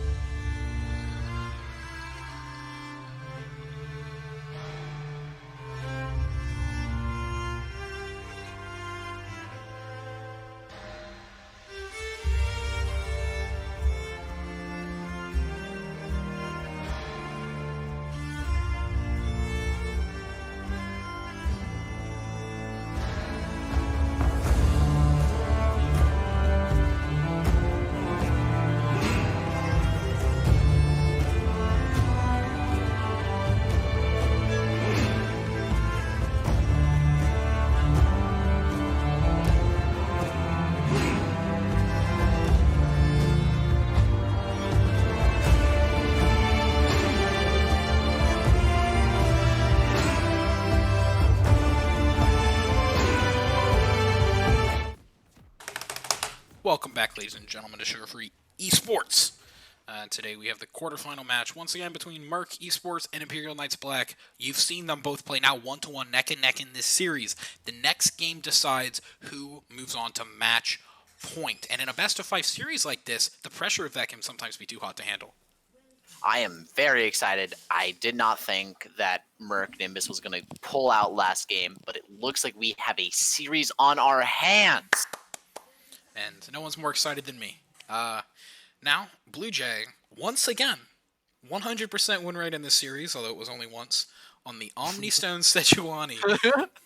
He's going to take the Summon Airy, and he is going to put it to work. Once again, that champ.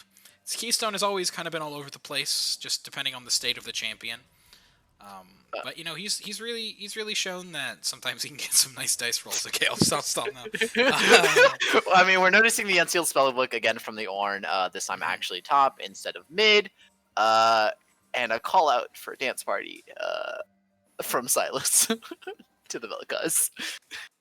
Yeah, these two teams very jovial, both of them. In lobby chat and in all game chat, although I can't see it, very high-level memers, if I do say so myself, is both junglers are going to start bot side, so one of the things we're going to be looking for is, first off, the J4 level 2 gank mid. He does have the red buff, which means that is an option for him, and if not that, we're going to look for both of them to start pathing upwards, looking for some impact on the top side of the map. Last time we saw Sejuani nearly full clear before looking for something mid after taking a red buff, game 1. We're going to have to see if Blue Jay decides to take a similar path as last time. So now Boone manages to dodge the chains, and was getting a lot of poke down onto Hoodridge. Bradlet, I still can't say that name right. It is too difficult of a name. It is okay. I know that your brain is too small to handle it. And Mardor seems to have disconnected. We're going to have to do this stream without him. But a player disconnected. Shadowy figure seems to have a bit of a rough time. He's back now. So we're going to be getting out of this pause fairly soon. But as we do, I do kind of want to talk about where both of the junglers are. Opposite sides of the map. And it doesn't seem like they're going to be opting into any vertical jungling, but it does tell you about where they're going to try and put their pressure. Wish both of these games have been a high performer, so seeing what he's going to be able to do in these games might be the make or break, especially when Bradlet is on something that isn't so strong early. So, and we've seen so much action. The junglers love being down in this bot lane. We're ready for these.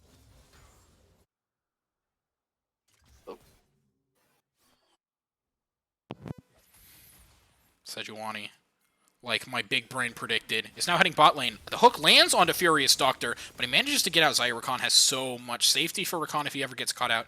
That E-range is massive, and if for some reason that isn't enough, Battle Dance is there as well, which means that Drops knows exactly where Blue Jay is. And one of the things that Drops has been on point this series, all of the games we've seen so far, is as soon as he sees Blue Jay, he makes some kind of response. He either gives deep vision, or he just ganks the opposite lane. It's like clockwork, but he's still on his Gromp right now, and now Blue Jay manages to land the knockup onto Boone, is going to force out the flash. Now the Permafrost hits. Boone actually has to use both of his summoners, but Bradlet is low. Now, the Feather Call comes through. Callie is dealing so much damage to this Nautilus, he's going to be able to get away. The pots are ticking, and he's going to heal up. Trades across the map happening. It's now J4 and Sejuani are looking for a little bit of a scuffle mid. Sejuani is on the Scuttle Crab, but here comes Drops.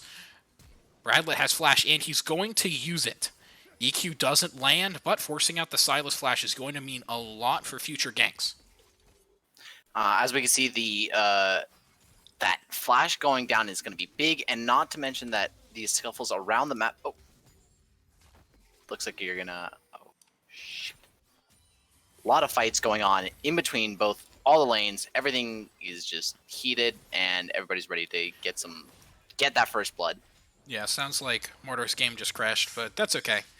As I will now take over. Hitting a knockup on Hoodridge Bandit. Here's Jarvan. The EQ actually lands, knocking him up, which means they're going to get a nice chunk off of him. However, the Time Warp Tonic's going to give him a lot of health off that Corrupting Potion. Blue Jay, if he gets hit by another Vel'Koz spell, is going to be in for a world of hurt, as both of these mids, both of these jungles, are pretty low. Now, as they both walk away, Dragon will be coming up fairly soon. 33 seconds to be exact. Both top laners have their teleport. but Yorick doesn't have the ability to stop Ornn's. So if Ornn does decide to go for that move, or just cancel Kalen's and then TP himself, it's going to mean that, like we saw in Game 1, when I do believe we saw Boone on the Ornn, it's going to be a lot about how well he's able to TP in and assist his team in those team fights. Yeah, the Ornn teleport can come in. Unless Ornn decides to teleport in the middle of the lane, Yorick is not going to get anything out of that. But there is a danger of the Ornn going in and just... Yeah, I couldn't have said it better myself. Yeah, sorry. Just now, Drops is looking, or both junglers are looking for their level 6, because Cataclysm is incredibly powerful against these immobile targets, against the Aphelios, and even against just the Yorick if you want to kind of lock him down, let Shadowy Figure get a big Ornn damage off on him. But Cataclysm, as soon as J4 hits that, I do expect action around the bot side. And on the exact same token, as soon as Blue gets this Glacial Prison, he's going to start ganking a lot more. That ability is so strong. Just the amount of range it gives to the Sejuani initiation or even disengage means a lot, especially for if they're playing around mid. If that lands onto a cleanseless or flashless Felcause, that's almost a guaranteed kill. Yeah. No, it's gonna be big.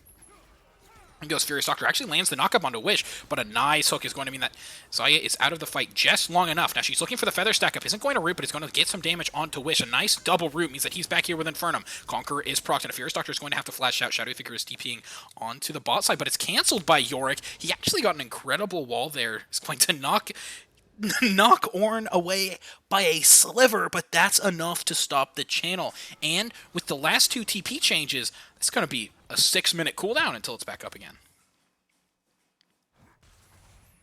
That is big damage. They're forcing the Xayah to recall, and looks like they might try to just get some free turret bladings off of that.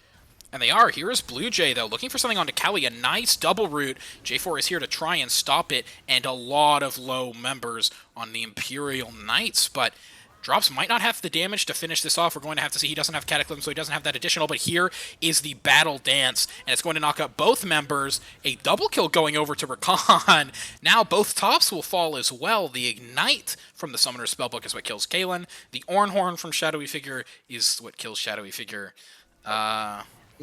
As now, with this newfound bot prio, the Murk Esports is going to secure this Ocean Dragon. Not as powerful as it was last season, just in terms of having lane prio, but it looks like the Imperial Knights want to fight this. Silas using the quickness to lock down these members means that Drops is almost certainly going to fall, and he does. Here is all 5 of the Imperial Knights trying to take that away, get something back for losing the dragon there, and I'd actually say that in the short term, that definitely goes in the way of the Imperial Knights. Getting a dragon doesn't provide you the gold that it used to, and what you are getting those dragons for is the soul and the immense value that it provides. However, if Murk aren't able to convert this into a soul, short term, better for Imperial Knights, but with how we've seen them play around objectives, it's a good chance that they will be able to.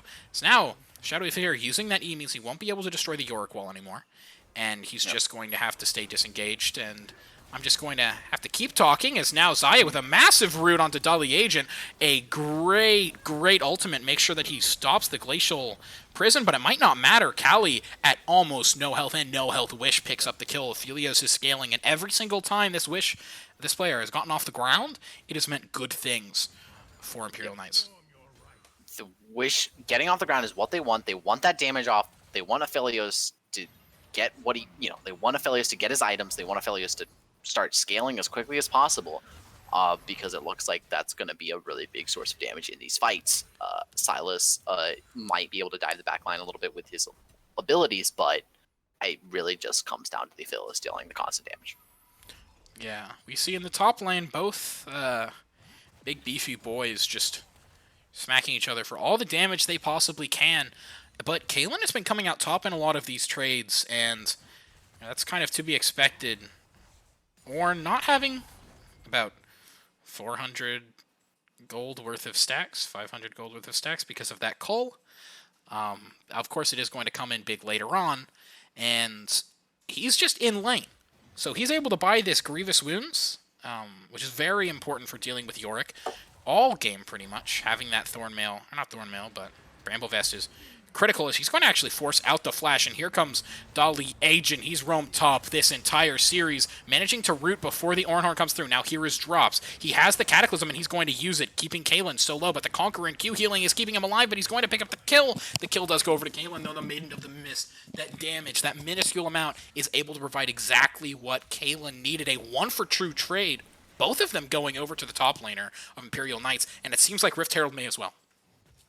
Yeah, it looks like Sejuani is just going to pick up Rift Herald without any threat of Jarvan being able to contest, now that he's obviously dead. And Maiden does deal more damage than you would expect. Even Dali. Yeah, Dali Agent.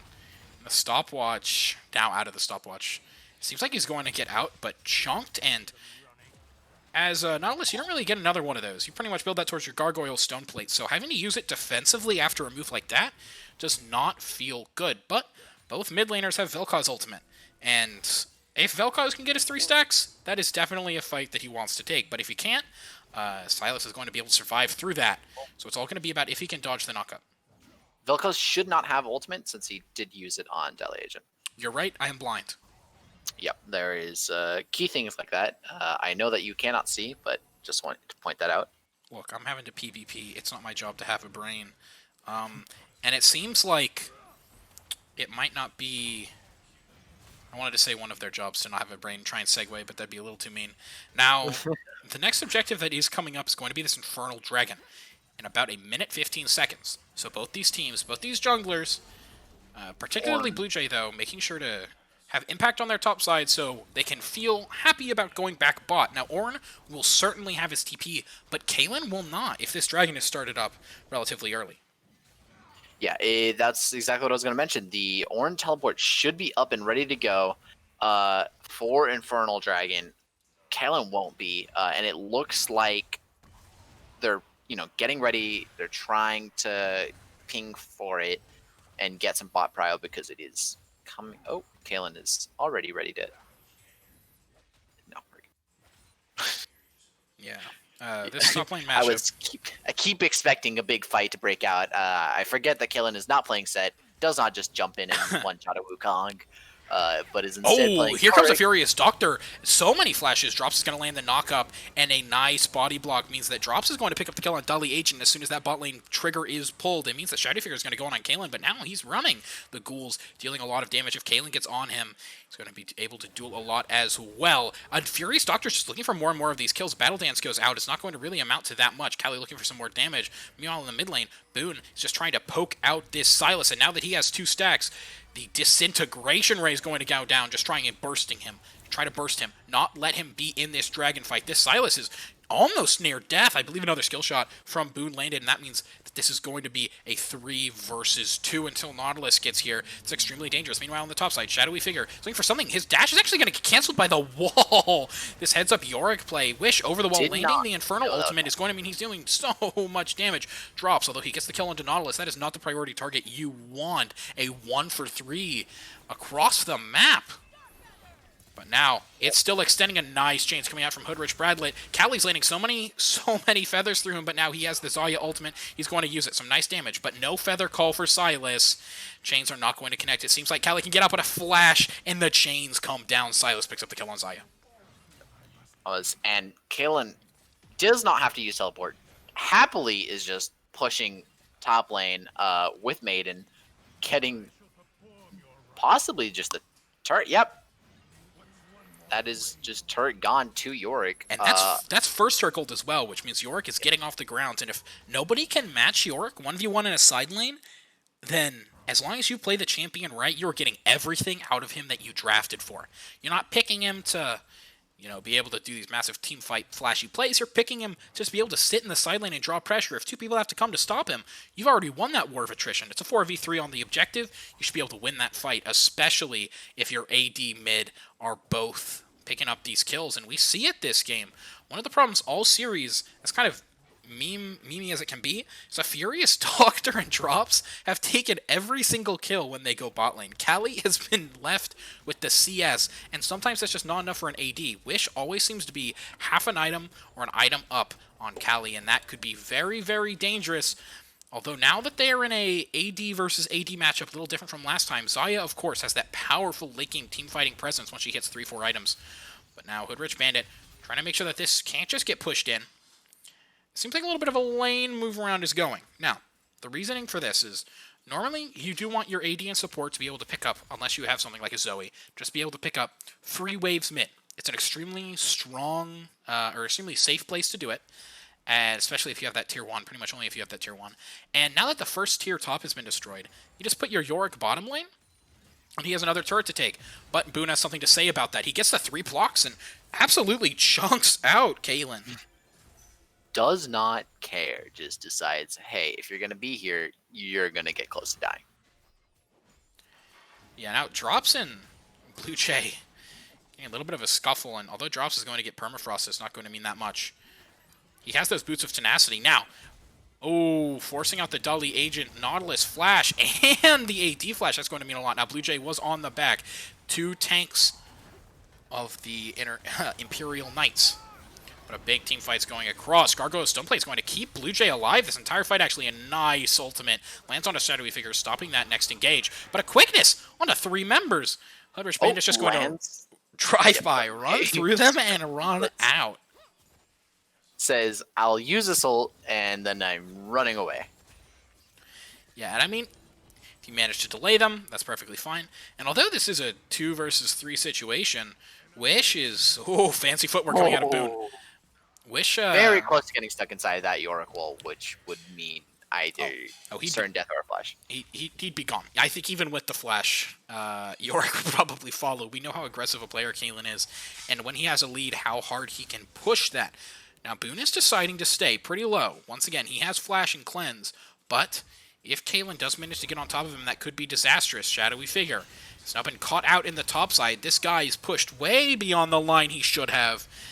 And now, Boone just lasers Caitlyn down. Caitlyn thinks he can take that fight, probably looking to flash and Q to try and heal up through it onto him, but that just doesn't work. That's not what you do against Yorick. Yorick ults, you run away or you stun him, and since Yorick does not have the stun, I think the key thing is run away. Not sure. Was not able to, of course, due to the knockup, but still, he just got destroyed there. Now, both junglers are fighting over this Rift Herald. It's all going to be about who can time. And a missed smite from Sejuani. She didn't think that the Permafrost dealt so little damage. Now, nice battle dance and quickness coming out from a Furious Doctor. Drops is so low, but he's going to make it out of this fight. Ornhorn, but this is a 5-4-4 until Vel'Koz can get onto this flank. He's looking for something. Now, a nice Feather Call, but it's only going to stop the Sejuani. Ornhorn from Silas this time is going to keep Xayah out of the fight, if just for a little. Drops is going to drop as Caitlyn picks up the kill. A double kill, and Kali is low, and a Furious Doctor is low, and Boone is in a dangerous position fighting against ghouls in a 2-for-4, a massive trade as Dragon is coming up in 25 seconds.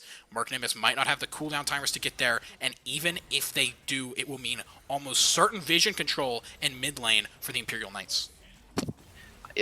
Really big, it was an unfortunate Rift Herald by the Sejuani, missing the smite, but immediately Imperial Knights turn around, get 4 kills, just annihilate Murk Nimbus, and come out actually feeling a little bit better about not having Rift Herald on their team.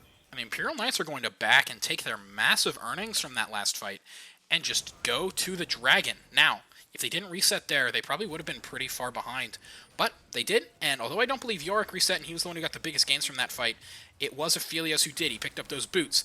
Now, Dully Agent doesn't connect that. Oh, but they're going for Wish and a shutdown from Vel'Koz. A nice Cataclysm is going to keep the Yorick at bay. Drops is very low, but here is Boone.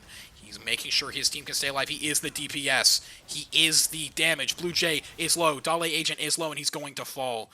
And this might be a dragon for Murk Nimbus. The resets, although they were effective since that fight turned so quickly, it also meant that the Imperial Knights just did not have the time to take the dragon. It's going to go Murk Nimbus's way.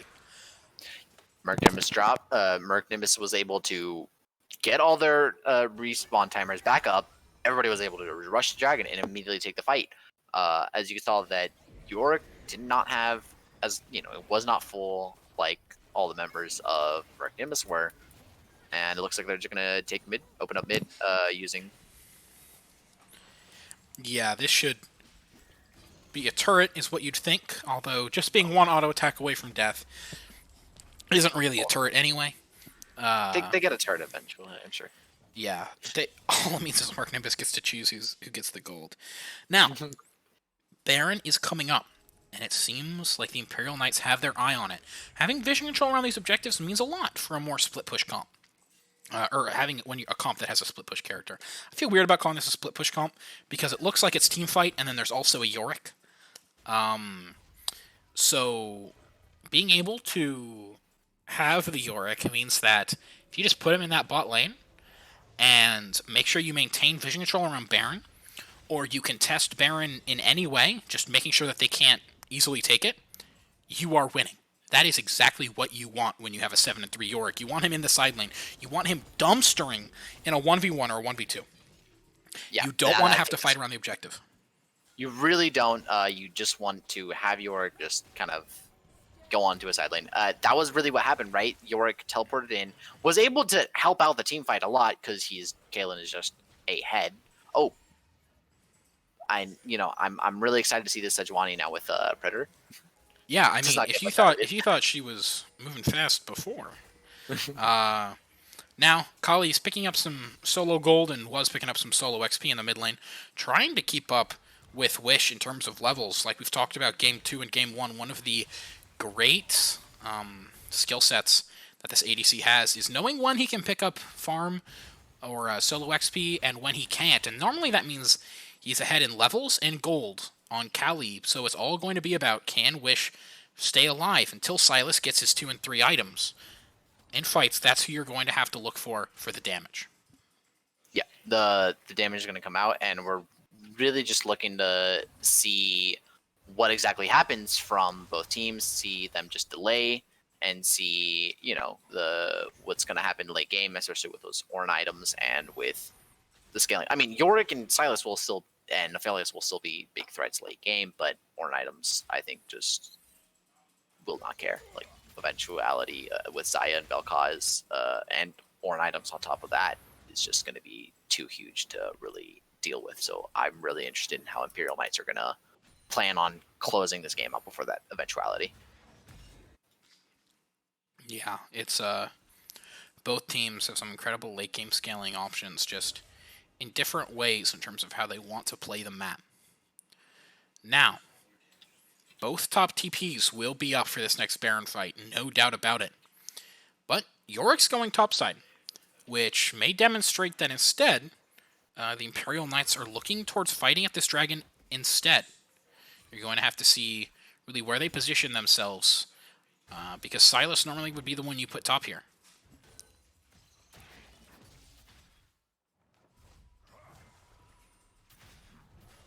And I think it's going to be really big. I'm interested in watching how this goes out, bro. I'm just ready. I know quality casting really. When I'm glad you're ready because I am as well. Starts freezing every 5 seconds. It's a great quest. Yeah. Now Sylas has the quickness, and we've seen him once again. One of the great, I guess, usages that. I was going to say Bradlet. Yeah. Well, I'm going to get there. Usages that Bradlet has for the Sylas ultimate. And although last game we saw it on Blue Jay, they've both been fairly similar in these fights. It's the ability to peel, but as soon as I'm saying that, down goes Kali. Not even the time to ultimate, and that is a 2-for-0 so far. Shadowy Figure is caught out as well. He's not able to get out of there. Double kill going on to Sylas, 1 kill going on to Aphelios, as Yorick is sitting in the mid lane, and that could not be worse timing from Murk Nimbus. That is really going to put them back behind. It really lets Imperial Knights kind of choose what they want to do on the map. They don't have... Murk Nimbus has 0 pressure at this point, and Imperial Nimbus is just going to look to see what they can gain off of that. What's the word? Pick. Advantage. Pick. Yeah, there we go. So, this is a textbook dragon. Pink wards all through the enemy bot side jungle. Aphelios trap. Mid and bot are pushing, and you have an ADC like Aphelios that was a textbook Dragon take, all off the back of a fantastic Sejuani ult. Kali did not even have the chance to ultimate there, trying to save herself by going untargetable, because right after being Sylas ultimate, she was stuck in Nautilus CC. So I was very impressed by his play so far. It was perfect CC layering. They made sure to, or CC continuation. They made sure not to layer their CC and made sure to just kind of keep on stacking it so Kali could not move. It feels very much like the fight lasted for a second, and she was stunned for the entire second that it lasted. Yeah, not exactly what you're hoping for so far in this game. If you're a Murk Nimbus, Kali needs to deal damage, because when Kali's dealing damage, almost every single time you win those fights. If this player is able to get the peel they need in team fights and able to get the support, they are the ones who are carrying these fights. They're the ones dealing damage, but so far it hasn't been that way this game. Sejuani ults have flown at incredible angles over walls, making sure that there will be no peel. And we're really ready to see that. I mean, thankfully now, Murk Nimbus actually does have extra damage, unlike what they did in that first match, right, where they only left up the Misfortune and they mostly focused on Misfortune dealing the damage. This time they also have the Vel'Koz, so worst case, Vel'Koz can try to get in some damage if partway through the fight Kali dies. However, if she dies at the beginning, Caitlyn's looking. And nothing happens. This just feels like it's the fight between tanks, except Caitlyn deals immense amounts of damage. Just he's healing a lot in these fights as well with his Q. So he's almost as tanky as this Ornn. Yeah, and his Death Dance. He is as tanky as this Ornn with that item. Now, I mean, yeah, that Death Dance tank change is really helping him out here.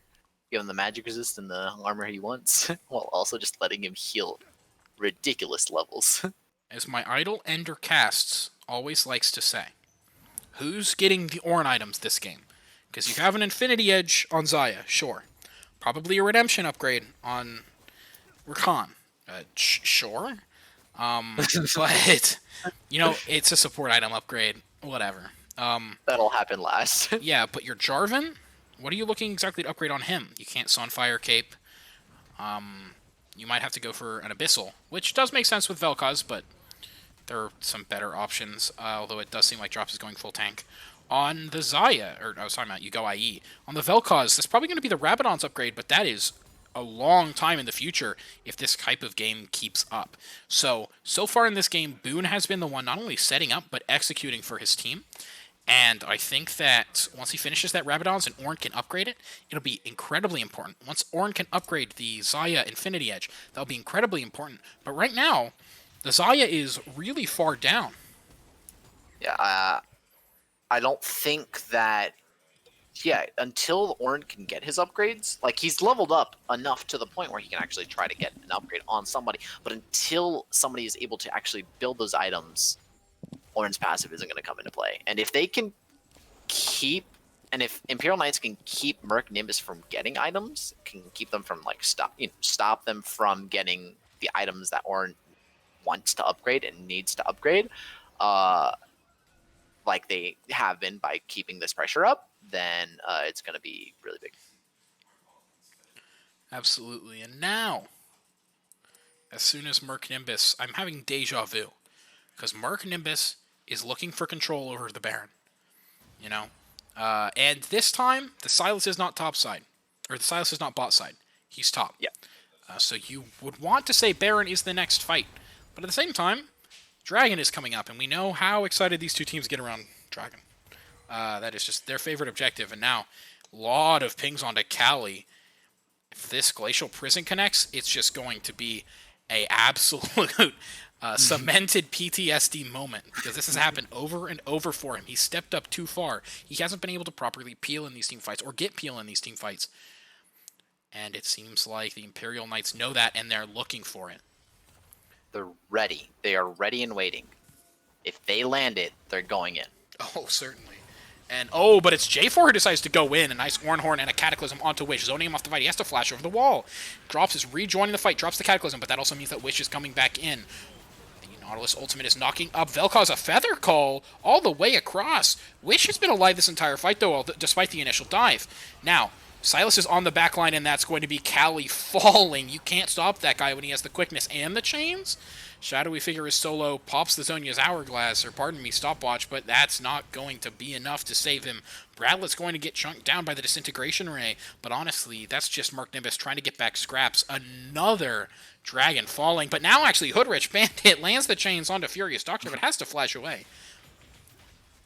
He was really excited to try to go in and get that kill, but Vel'Koz is there, ready, waiting to protect his team. Even if they can't survive the Sylas, Vel'Koz will deal damage back to Sylas and scare him off. Yeah, Sylas, he was getting excited there, but it's mostly he just wanted to make sure there was no possible way his team doesn't get the third dragon. Because like we've talked about over and over again, when you have third dragon, you provide so much pressure for your team. The macro abilities and the macro moves that it lets you do by having that extra pressure of, oh, you can take the dragon, but you get nothing, but we can take the dragon and we get everything. We get the soul. And that would be so massive for this team, especially Sylas, who can proc that pretty much any time he wants, and for Yorick, who gets so much chase down ability. Yeah, no, that's going to be really big. As we can see Yorick just kind of splitting in the sideways right now. Everybody's just kind of biding their time.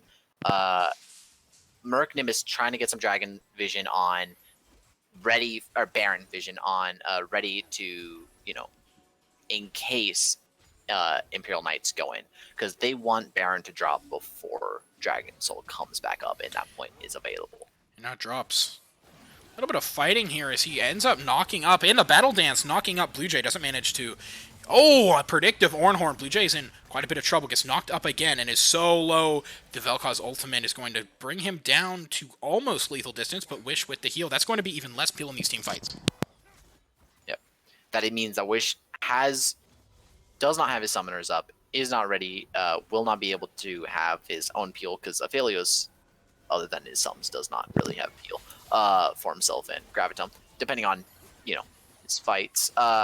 But that's going to be really big. That was a couple ults out for Nimbus, but it was still overall pretty solid despite them losing bot turret. Yeah, and while both teams kind of monkey it in the mid lane, Yorick is in the bot lane getting big advantages, and although Shadowy Figure has the more impactful TP, if he does, he knows that he's leaving Kaelin to take an inhibitor, so Murk Nimbus, have to be certain when they pull the trigger that they're getting something worth that out of it. Yeah, no, that's going to be, Yorick is doing exactly what he said he was going to do. He's just split pushing, and, and if Nimbus Cloak Nimbus just decides to keep going and just taking these little scrappy fights and not doing anything about it, not getting any kills or any real pressure out of it, Yorick's just going to keep split pushing and just keep doing what he's doing. And when you have the ability to, when you're 7k gold up, this is exactly how you play the split push comp. I say is then Yorick joins the team. How you play the split push comp is you keep contesting these dragons, or these barons, pardon me. You keep essentially baiting it out. You start the baron, and while Yorick split pushing bot. If Murk Nimbus don't respond to baron, you get baron. Or if they have to go all kill Yorick, they get Yorick, sure, but you get baron. But if they do respond to you to baron, Yorick's still just in that side lane. He's just still getting that money, getting that wave gold and turret gold and inhibitor pressure. So now that he's returned back down there, and the Imperial Knights are making sure to pick up their resets once they have the gold for it, we do expect them to be a little bit back to the status quo. Yeah, really just waiting to see that Vel'Koz to build his Rabadons, finish that off. He's, a few hundred gold off. But once he gets that, that'll be an Ord item upgrade instantly. And that'll... That hook almost hitting Callie. If that connected, that would have been massive. Pretty scary moments. I'm sure Callie is breathing hard and is scared for their life at a constant rate. Yeah. It's the life of an AD carry. You can never be too careful. Especially behind AD carry. Now Callie's being forced to just sit in the spot lane. Pull a little bit of a perks. Just sit in a side lane. Try and get solo gold, solo EXP. To be able to keep up with Wish. Now 2 levels down. And practically an item and a half, if my eyes Do not lie to me. So Yep, that seems about right. Yeah. yeah, so there is some pretty big ADC diff right now. I mean, you see them trying to get some vision, trying to get ready for this Dragon Soul point, and it looks like they Now want Keelan to is press. going to get caught out. Now that the Maiden's fallen, he's going to have a lot. Or now that the Maiden's fallen, he's not going to have a lot of damage in these fights. Drops. Although the hook misses, he's going to get caught out. The Gargoyle Stoneplate is going to keep him alive as now he decides to engage back onto the Silas, who TP'd on the backline. Infernum comes out, and that gets the kill onto Rakan. Although Branded is so low, the Banshees fail. Actually, let's Boone finish off the kill with that Disintegration Ray. Now, Kali is trying to pump out damage, pump out feathers, drops with a flash knock-up, and Cataclysm onto Wish. Blue is getting chunked out, but he's not the target. Wish is just allowed to just keep free firing in these fights. 3-man root. Shadowy Figure is getting low. Kali flashes into the fight, but is going to fall. Double kill for Aphelios. Not. Triple kill for Aphelios. Ornn, he got the Ornn kill. He did get the Ornn kill. Yeah. That's uncontested soul as well. Disintegration Ray isn't up. Boone really can't fight this, especially when Blue Jay jumps over. No Glacial Prison, but it isn't even needed. That doesn't even need to be there for Smite. I mean, that's Sejuani. You just have to dodge the flame. You should be okay. But that was a very scary moment for Boone. Has to flash away. Has to just stay safe. Kali flashing in. Interesting choice. Won't try to comment too much on that. But still, Aphelios was let up in that fight, and you saw instantly how much damage he was able to just pump out throughout the entire fight, and how much of a big threat he actually was to the team. Absolutely. We were talking coming into Game 3 whether Murk Nimbus were going to be back on form from their undefeated run in the Friday League. Whether that was the team that was coming in tonight, or whether it was the team from Game 1 that faltered, didn't know exactly what they wanted to do, weren't able to really play the map or the team fights the way they wanted to. And so far this game, it has been Murk Nimbus from Game 1. But Murk Nimbus from Game 2, they faltered the first 35 minutes of the game as well. But as soon as it did hit that 35-37 minute mark, they came online. And so they're really hoping that magic's going to come to them now. Yeah, they're really hoping that something big happens here. And they managed to catch out Dali Agent. That's going to be pretty big. Nautilus is one of the agents that has been able to keep Kali, really at bay. Now, Keelan is in the side lane, so Imperial Knights are going to make sure that they keep forcing him to stay there. Now it seems like Kali's stuck out. The ult's going to keep him invulnerable, but Blue Jay now has to be on the run, but he's just wasting time, and he's perfectly happy doing it. Oh my gosh, Keelan is on the Nexus towers, and he takes one, and he actually might get out here. Rakan won't have the speed to catch up, and he does. He has it with the Maiden. Now Telly picking up some more CS in the mid lane, but since they're just able to keep this up, it doesn't matter. They know Yorick is still on the bot side. He has TP, Ornn does not. That's not even going to matter because Kalen knows he wins this fight. He's just looking for turrets as his team keeps lowering Baron, baiting out this fight, forcing Murk Nimbus to respond over at the Baron pit. Kalen's just going for the turret. He says, screw the minions. I'm just going to fight. But now he does manage to challenge Shadowy Figure. This Nexus fight is just as important.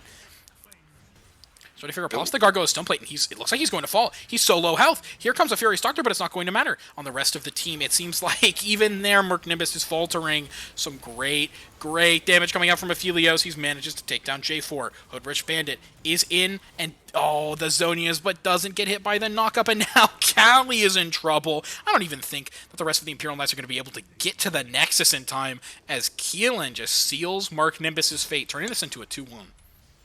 I mean, the split push did exactly what they wanted. They kept on struggling to decide whether or not to fight or deal with Keelan, and I mean, it happened exactly what they wanted. They got the fight off, they got what they wanted, and they won the game. Yeah, Murk definitely having some struggles they've shown over these past 2 games in the early game. Particularly in the mid game, but some in the early game. But even if they get advantages in the early game, they seem to not know how to convert that going forward. And I'm not sure if it's an error in draft, because this team comp, other than the little bit of the Vel'Koz, mix-up, is as standard as you can get. This is a 5v5 teamfight comp, and if you don't have the ability to just pull the trigger, then you're always going to lose against these split push comps. And this time, Keelan just really showed that he's on form today. in game 2, particularly with the set, he showed it, but that wasn't able to turn into a victory for the Imperial Knights. But this game in particular, he really stepped up as well. Instead of being a major player in these team fights, he's a major player across the map for his team, and that's just as important. He's showing that he can play all sorts of styles. Yeah, no, he has played 3 different champions each game, and each time has been able to stomp hard on all of them. The only consistency we've really seen is through that bot lane. A failure Nautilus has come out every time. They're really just happy with that. They want to keep it. And as long as Keelan keeps giving bigger and bigger threats for Nimbus to deal with, they're just going to have to respond to that instead of anything else. Couldn't have said it better myself. Is now we're going to go into a short break as we load into Game 4. Murk Esports looking to take this to Silver Scrapes, but Imperial Knights Black, they have some Valorant to play. They don't need to be here that much longer. So, they're looking to close this out in a clean 3-1 scoreline. So, don't go anywhere. Don't touch that browser. We'll be right back.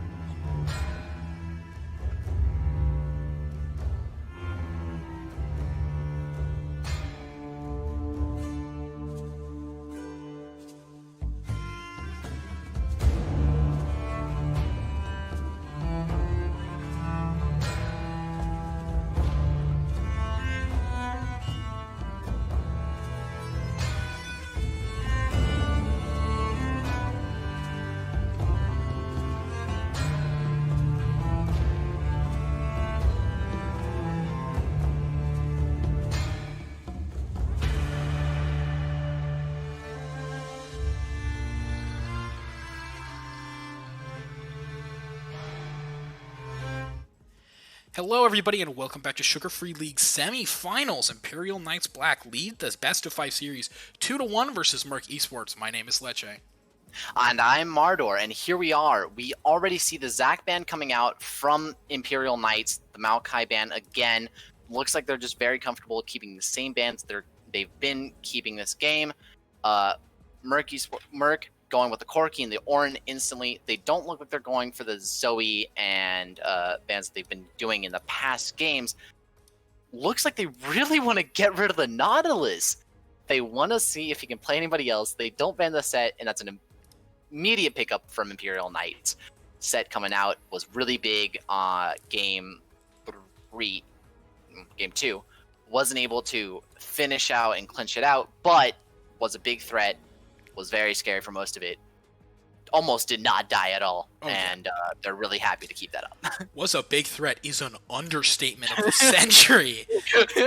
Keelan showed that he just almost can't be stopped on that champion, but Wukong and Ornn are banned, which is going to force Shadowy Figure onto a new unique champion this series. We're going to see what they do decide to pick up. Once again, although that champion did go to Keelan last time, we do know that it can flex all across the map. And now Thresh being secured early for a Furious Doctor, as these are one of his precious hook champions. And with Nautilus off the table, we're also going to have to see what Dolly Agent brings out, because that Aphelios Nautilus bot lane has been the one consistency in draft this entire game. I mean, what's really interesting is they have gone away from almost all their bans from game 1 and are going completely separately. They got scared of the Corki. They obviously don't want to get, they obviously want to get rid of the Ornn, since you're not picking that game. You're not on the blue side. Mm-hmm. And Dolly Agent, they're banning Dolly Agent's Nautilus. Yeah, now and it looks like Dolly Agent is gonna just go in with another tanky lass. When you're a hook support name, and Nautilus is banned, and Thresh is picked, you lock in the Leona before she can get banned from you. As we're talking about, out comes Vayne. They, last time, had no way to shred this set, and this time they want that champion out of their game, picking up the OG tank killer in the bot lane. Here we see Imperial Knights ban the Vel'Koz. That's going to be really big, because they saw Boone on it, they saw how scary he was, and they do not want to see it again. Murk are likely to pick up a top laner here, so IKB probably going to want to really restrict that or the counter pick pool from the mid laner. They're looking to complete their comp. One of the stronger blind picks they have is Zoe. LeBlanc is also incredibly strong, but Bradlet is very strong on that champion, and Syndra the Zoe counter, so we are expecting to see that blind as long as Murk don't walk in their mid and it's Cassio or something. I sincerely doubt it. Unless they pick Murk the Zoe! decides to pick the Zoe! Oh! Outdrafted. Imperial Knights banning away. Outdrafted. It's over. No, they thought they would ban the Syndra, the Zoe counter, and just all of a sudden, Murk comes in big and just says, nah, you know what? We're picking up the Zoe. This is our champion now. Yeah, I think Murk are using me as a draft coach. As they do pick that up, and Rumble might actually be the counter pick. That champ has been seen a lot, and I mean a lot, in the mid lane recently, more so than even in the top, especially in competitive. Being able to just shield through a pretty big amount of poke early on, he's incredibly strong into her, because he's just able to say, hey, if you're only hitting me with paddle stars, I can shield through that damage, at least until later on in the game. So Rumble, likely that counter mage mid pickup. At the same time, if he does lay down a strong equalizer, Zoe, a champ with much less mobility than everybody really credits her for, is going to be in trouble. And J4, Rumble J4. This is a duo that was so strong this previous competitive split, kind of was forgotten a little bit about, but incredibly strong. J4 Rumble, the zone control these two provide is absolutely massive. As well, just the team fight ability that he adds, and the lockdown onto the Vayne and Zoe, means a lot for them moving forward. J4 has always been one of the most versatile and important competitive junglers in the game, and we're really going to see that this time. Yep. I'm really excited to see this game come out. Will Imperial Knights be able to clinch it out, or are we going to the 5th game? It's definitely going to be a close one. Imperial Knights have had an overall better performance, I'd say, all three of these games. Murk Esports had to come in clutch game 2, win some late game fights, but throughout pretty much all three of these games, it has always been the Imperial Knights who have been on top, so it's really going to be up to them to clinch this 3-1 out. Yeah, no, it's I'm pretty excited. Will it be a full series, or is does Murk want it? Do they want this, and do they want to get that 5th game in and try to get the win, or are they just gonna go play other video games after this? I'm looking to play Valorant. I don't know. Legends of Runeterra got that new update as well, so you know. It sure did, but I'm not a Riot shill, and I only like Yu-Gi-Oh because I'm a child at heart. Now, we did kind of brush over this Jace pick. Jace has always been one of the higher skill cap top laners. He's incredibly strong in lane, and Zoe Jace as a poke comp, the only other piece that could have made this better really is probably an Ezreal as the AD, but they wanted that tank kill ability, so they picked up the Vayne. Zoe and Jace, however, bringing it back to that, although early on you want Jace in your side lane, you bring Zoe and Jace together in the mid lane, and there should be no way that Aphelios and Rumble should be allowed to stay even near their turret. They should be zoned a million light years off. They should be forced completely away, especially if your Thresh is able to play aggro into them. So I'm really excited to see how Murk execute upon this, because the team fight comps slipped and failed. The split push comps split and failed. So seeing them execute on a more poke-focused composition, something that looks closer towards sieging, is something I am really looking forward to. I am going to say, though, if they keep going with this poke focus, Vayne is not going to be able to do much unless the tanks just walk out and let themselves get hit by the Vayne. Because as long as they stay far enough back, Vayne auto attack range and Vayne's just range in general is not going to be big enough to actually do any damage. So that'll be really focusing on the Zoe and Jace, and maybe Vayne to just really finish off the tanks if they decide to go in all of a sudden. Yeah, and if Vayne gets jumped on by the Set, Leona, Jarvan, Equalizer, Aphelios route, then her team's not going to have DPS through these fights. It's for them, it's all about these short bursts which force the Imperial Knights off of the turret or objective completely, so that Murk have won before the fight has even begun. But we're going into Champ Select right now. We're going to have to see how this matchup does turn out. So, you know the drill. I've said it way too many times already. Don't go anywhere. Don't touch that browser. We'll be right back.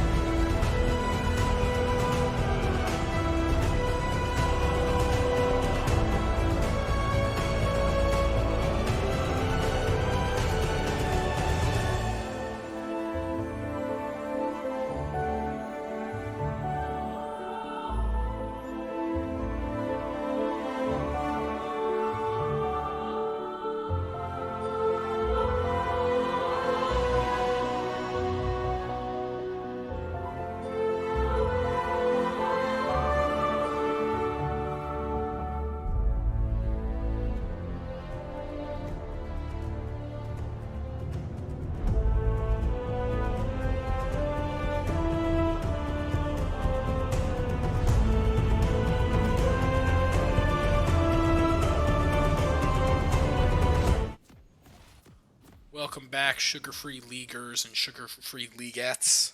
My name is Leche, and I'm joined once again by Mardor. How are you doing today? Yep. I'm doing really well. I'm very excited for this. I'm really ready to see who is going to win this game because this could go to the 5th game, which would be very exciting for Murk fans out there. Or Imperial Knights could just clinch it out right here, right now, and not let anything go away, which would also be great.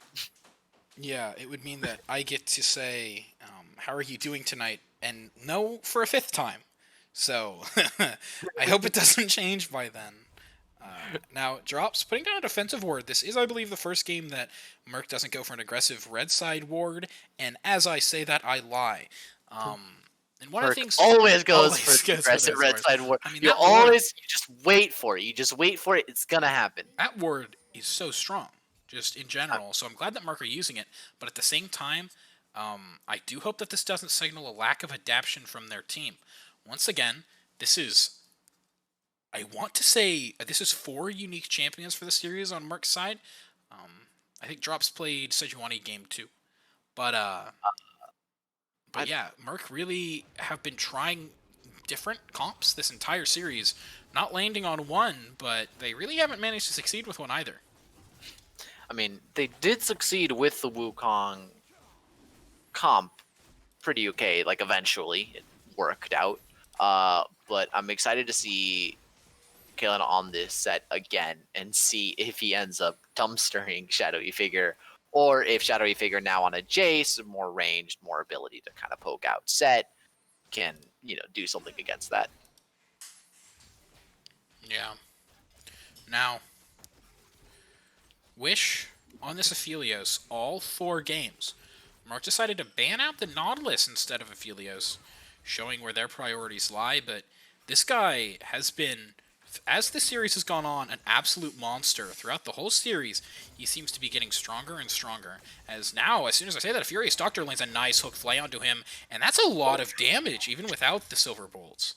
Dial Agent, good stun, good walk up with as the Leona lands the stun, forces Kali to not get the 3rd auto attack on Wish, which, as we know, probably would have dropped him down to 200, 100 health. Oh yeah, possibly a kill if a Furious Doctor ended up using his Ignite, or at least forcing out a flash and heal.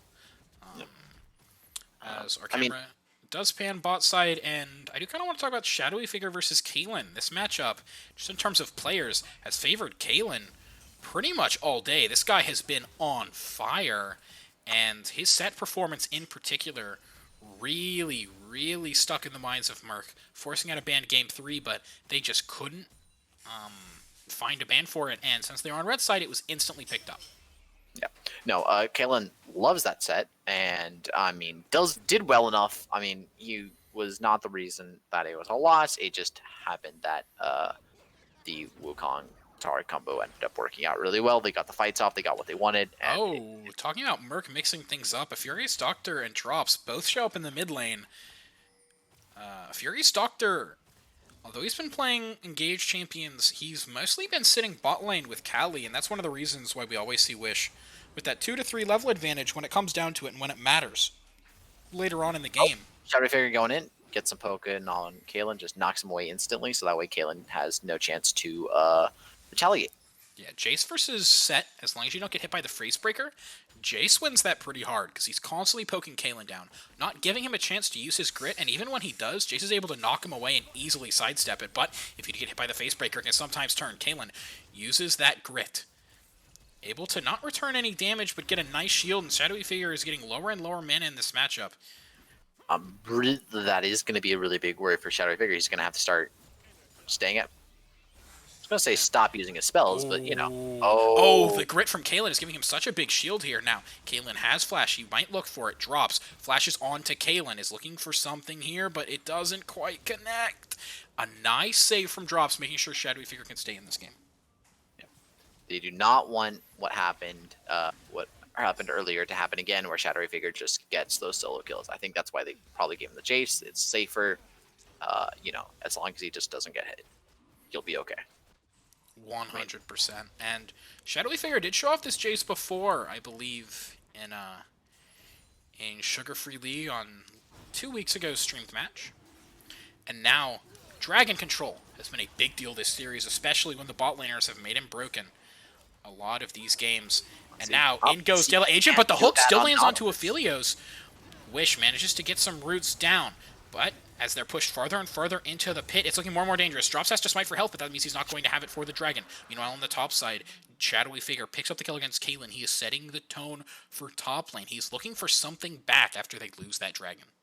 See, that Leona hook cannot do that on Nautilus. Nautilus would just get stopped by the wall, but Leona can just stay back, get ready to go in from different angles that, they might not be expecting anymore. They might be too used to that Nautilus. Yeah. A little worried about Murk there. Now, Furious Doctor keeps looking for pretty big hooks, but he's not going to manage to find it. No, he's just going to keep trying. I believe he'll land them eventually, as long as he just doesn't land them on Leona. It should be fine. Oh. Set is acting aggressive, as usual. Does not want to let Jace get any farm. Does not want to let Jace get ahead. And is just trying to, let his healing go. Oh, a Furious Doctor shows why he's picking this. Lands the hook, but nothing managed to follow up on it. Thrush Hook has been looking pretty crazy recently. And a Furious Doctor seems to be able just to bend it through minions and champs sometimes. So if he keeps this performance, if he finally lands one that will matter, when they have a good lane state for it, it'll mean a lot. Now, Callie's pushing in this wave hard despite having lane prio from a Furious Doctor. And that's going to kind of invalidate all the hard work he's putting in, unless they're looking for a dive here, and they may just be a Furious Doctor playing very aggressively, maybe looking for a flay, but he decides to back off. I mean, I think drops top lane. They don't have the ability to do a 3v2 dive. And with Leona, with her stuns and with her just CC and survivability, it really is scary to try to do that. As we mentioned before, supports are just naturally scarier than AD carries, which is why they obviously banned the Nautilus and not the Aphelios. I don't know when we mentioned that, but but I'm gonna have to go along with it. And I mean, in saying that they banned the Nautilus instead of the Aphelios, we basically agree that supports are scarier than AD carries. Sure. Now, I do kind of want to focus on this mid matchup quite a bit. You see, this entire series, we've really seen Boone and Bradlet both pop off their respective champions, and Boone looking like he's going to get caught out here, but the Lantern is going to deliver him to safety. A Furious Doctor exactly where he needs to be at exactly the right time. Him roaming has been a lot better this game. He's been able to constantly just be ready for Dial Agents roams as well, so that way both AD carries are getting their solo farm, they're getting that solo XP, and they're staying at about the same level. That's right, and that's been a really big deal for Callie. Being able to do that. Now, one thing I haven't noticed is Murk Nimbus are really big fans of Cull, as I might be forced off from my point here, as Leona walked the long way around to get back to lane. I thought they were gonna dive for a second there. I think as soon as Deli Agent realized he didn't also have level 6, they probably called that one off. But Boone is really low on mana, which means Deli Agent is looking here, but he doesn't have the Solar Eclipse, so he's not going to be able to find it. However, over up on Rift Herald, that was all a massive ruse. Deli Agent just wanted to make sure that his team had mid-prio for this upcoming Herald. Dragon and then Herald, if they're able to break any of these turrets, that will just propel them forward in this game.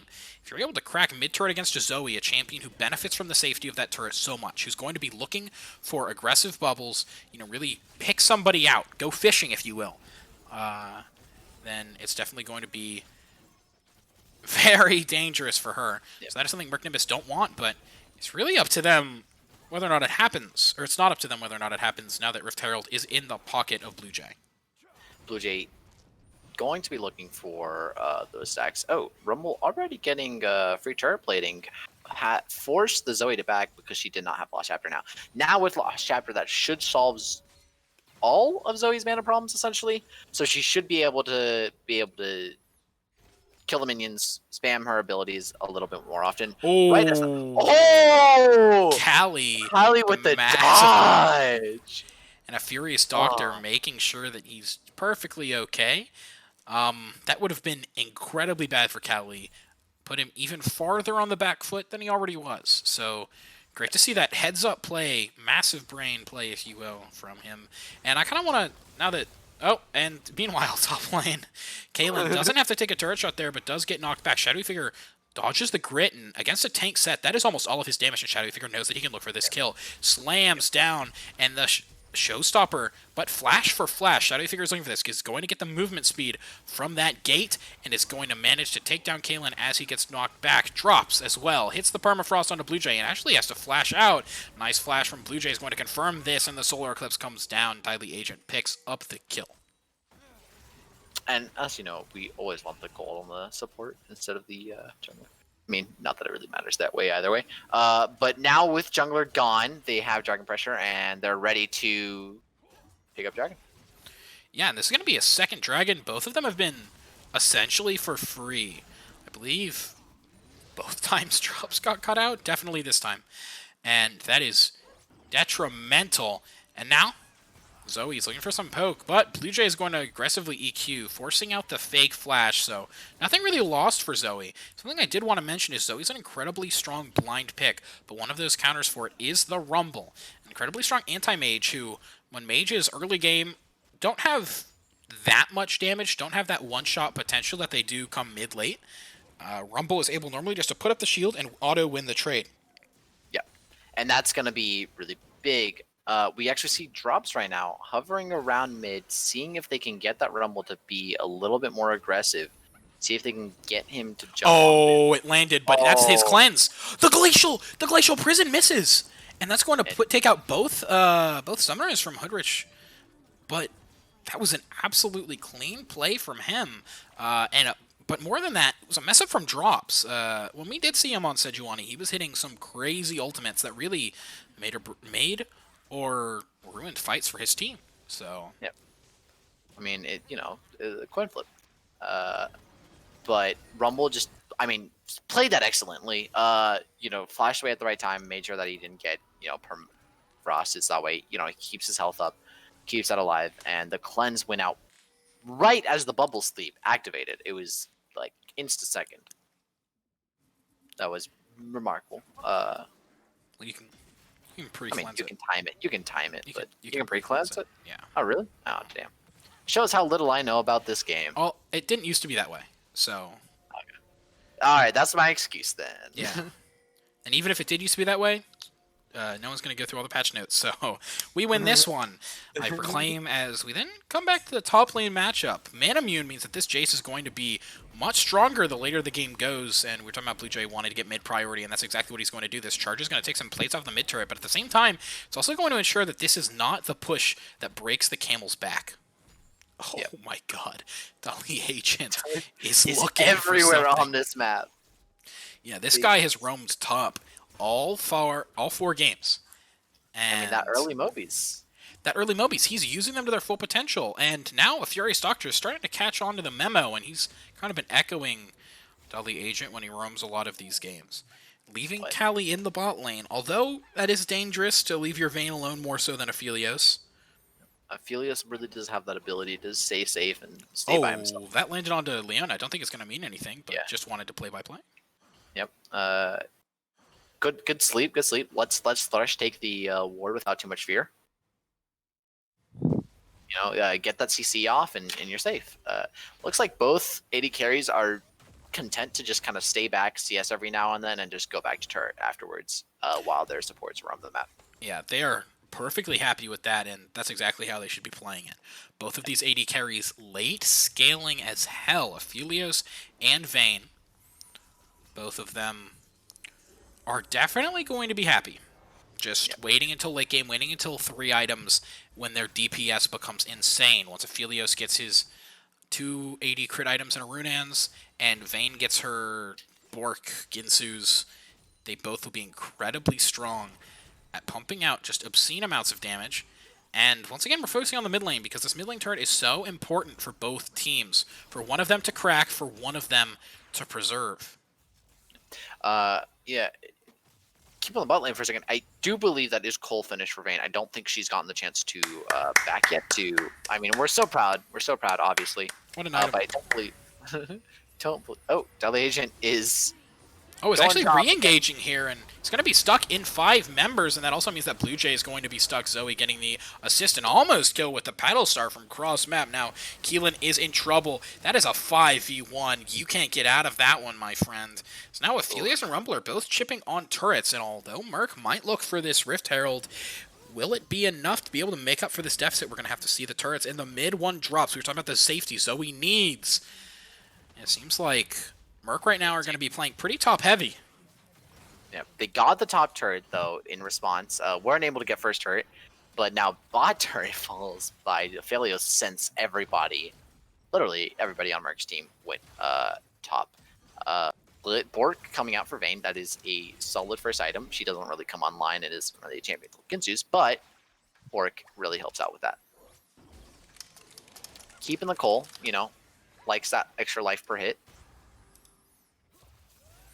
I guess if you can't get an item off of it, then not really a reason to sell it. Might as well. Gives you some life steal, but yeah, picked up the bar. Furious Doctor actually going to follow up on this. Blue Jay is going to be flayed back into the sleep. A really heads-up play by a Furious Doctor, but the Equalizer dissuades the further engage. Shadowy Figure and Kelly are both on Herdrich Bandit, though. He's going to fall. The Equalizer wasn't enough to dissuade the team, I guess. Drops is almost going to fall, but a great hook and follow-up from Boone is going to mean he stays alive. Shadowy Figure, a little bit of a J maneuver there, manages to get out. Means he's going to be perfectly fine. And Callie is now back in the pit. Murk, Nimbus are just playing these guys like a violin. You know, we did talk about how free these dragons were at the beginning of the game for Imperial Knights, and all of a sudden, Murk Nimbus is just throwing it back in our face. They're getting the free dragons. Really, it was big brain play. They just wanted the 4 Infernals. Get that extra AD, get that extra AP, so that way Zoe and Jace poke deals even more damage. Absolutely. Is now Murk Nimbus starting to show a lot more signs of life at the beginning of this game. They were down a significant amount, but now a little more than 2k gold up, and finally getting their first dragon of the game means a lot for them. And a lot of this has been off the back of Shadowy Figure, a player who's underperformed a lot in the first 3 games. I think Shadowy Figure. I think they just put Shadowy Figure on a champion that they know he can just do well against Set in, and all of a sudden Set isn't becoming a threat. He's not, 13-2, or 6-2, whatever he was at this point in the game. And they're letting Set fall further and further behind, while Shadowy Figure has a chance to just keep his lead going. Yeah, and as well on top of that, one of the things that I do want to bring to attention is, although that last Set game was absurd, it's not as if Kalen is out of this game by any means. Sure, he's 0-3, but tank Set is not something that needs high economy. It's something that the whole point is dive into the enemy team and land one good W and either get out or die. That is a lot of the value of the champion, is using his high base damage and health as its own type of scaling to really pump out those numbers. Now Zoe, with the mid turret down, is being forced to go into the bot lane, which is something she really doesn't want to do. She wants to be able to sit in that mid and fish, but because of the well-placed heralds, it's going to force Murk Nimbus to make some adjustments in their lane assignment. Shadowy Figure is going to stay top, though. Once this guy finishes his mana immune, he's going to be pumping out even more damage than he was before. I mean, that's going to be a very scary Jace. He went for a later item. He wants to get that mana immune finished as quickly as he possibly can at this point, and when it's done, is damage already right now is Jace levels of damage early game. Here comes Callie playing aggressive. Normally he'd die after this, but he's been spacing absolutely fantastically. J4 goes on him, but oh my gosh, he condemns him into his own cataclysm. Callie's on a killing spree, really showing up. Shadowy Figure is on the back line, poking them from behind their own turret. That's not how I mentioned you were supposed to play a poke comp, but if it works, it works. Where the damage comes from does not matter as long as you get the damage out and you don't get killed in return. But we're seeing Callie play on this Vayne really well. This is the second time she's actually knocked the Jace into the Jarvan into the Cataclysm and forced him to be stunned into his own walls that he created. Well, I mean, if J4 is just going to EQ Cat on you every single time, that's to be expected. As now a Furious Doctor lands another great teamfight starting hook and forces out the Flash and Cleanse from Hoodrich Bandit. This, a Furious Doctor, I believe game 1, he got the Thresh as well, but he was not making moves like this. Now this has been a much more Boone goes in. I guess he's trying to push off the enemy team, force them to stay. But it's just going to be a lot more hype than we initially, or a lot less hype than we initially thought. But by delaying those recall timers, it actually means that this reset that Murk Nimbus are going for right now is going to be a lot more even than it was before. It's not going to give the Imperial Knights the time that they originally needed to be able to shove out the waves and force Murk Nimbus to respond. Instead, Murk Nimbus were able to stand on even footing. Wait. Oh. Did that? Imperial Knights seem to have forfeited. We'll be going to a short break, figure out exactly what's going on, but we'll be right back.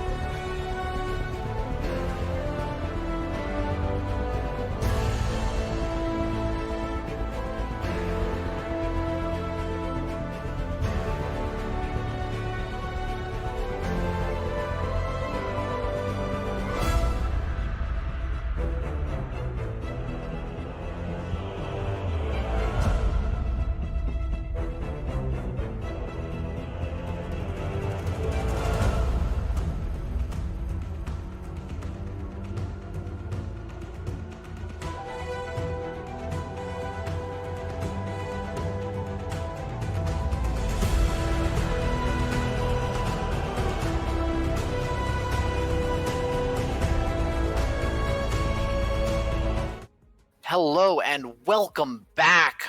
This is a big series now.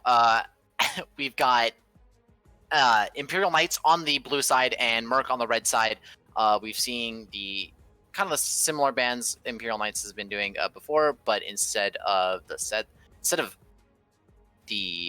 Zach Maokai, they decided to ban the set. I guess they were just worried. But we do see Murk ban the Zoe again, the Corki, and the Ornn. They do not want Imperial Knights on it. Imperial Knights picks up Wukong first. They wanted to get that champion selected since they banned the set away. And then you see the Sejuani Nautilus come out from Murk. Instead of banning it, they're going for the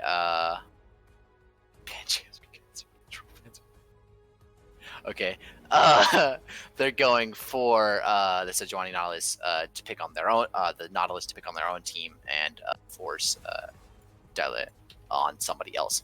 As we could see, they obviously went with the Leona instead, just like last game. Stakes with the Aphelios. This time, again, sticks with the Vayne. And then the bans come out for the Silas and the Azir. For Imperial Knights. As we've seen, we actually have not been able to see Imperial Knights on Azir because it has been banned every game. And the Vel'Koz again banned for Murk, and the Jace, they thought that was just too oppressive for top lane. Mordekaiser picked up top, or mid, really. Mid Mord, try to probably counteract. No, wait. Yeah, Mordekaiser picked top, my bad. I'm a dumbass. Mordekaiser picked top lane for Imperial Knights, and then Gangplank seen as a counter for that. Victor seen as a counter for Vladimir. I'm pretty excited to see this go. Sorry about having to step out there. I had to prepare something for the break coming into next game. I'd forgotten to have downloaded the Holy Gospel. Now, yeah, like you're talking about, this game is. It has some familiar faces in the Wukong and the Mordekaiser and the Sejuani, but the team comps look drastically different from anything we've seen so far this series. I believe this is, though, Bradlett's 5th unique champion? Am I correct in saying that? I think he's played every single champion differently from past games. I don't think he's played the same champion, whereas I don't think we've seen Imperial Knights wish go anything other than Aphelios. Yeah, and I'm pretty sure the only reason Dele Agent went anything other than Nautilus was because they either banned it or picked it away from him. Yeah, they banned it last time. This time picked it. So it is finally hook support versus hook support. More specifically, the two real ones, Leona and Nautilus. I'm pretty excited to see how this game is going to go. Both teams are, feeling pretty antsy. You can tell in their draft. They're both going some immense scaling into the late game. Instead of both teams like to go have some bridges in the early game. But this time, what is the bridge for these teams? A Nautilus, maybe? But that's more just a forced fight. So I am certainly interested in seeing how both of these teams are going to play out these incredibly late game scaling comps. Hopefully the game won't be too much of a snooze fest early, but if this game is anything like the previous 4, then it will be a bloodbath. There will be kills everywhere. It doesn't matter if you're early game, late game, mid game, there will be death, there will be carnage, and I'm all here for it. And we hope you will be too, as we go to a quick break as we set up lobby and wait out the spectator delay, so don't go anywhere, don't close that browser. We have Silver Scrapes up next. Let's go.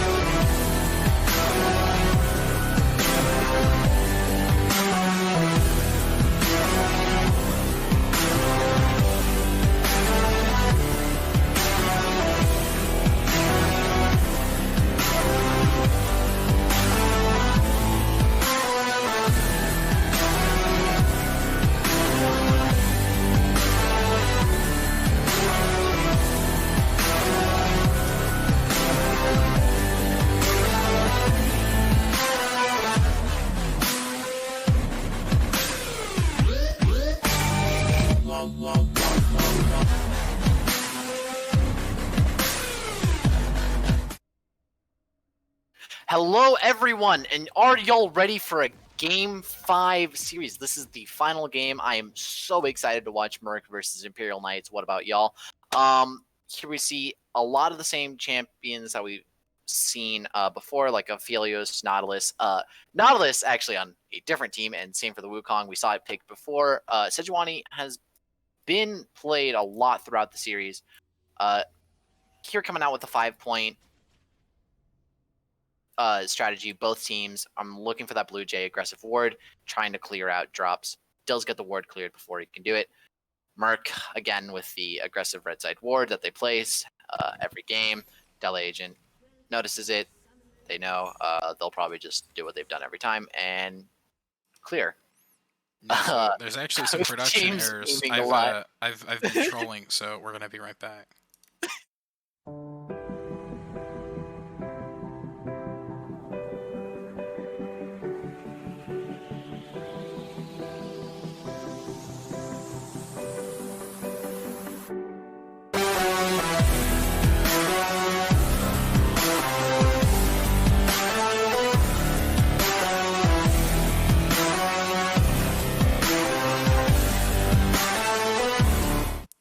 Sorry about that, everybody.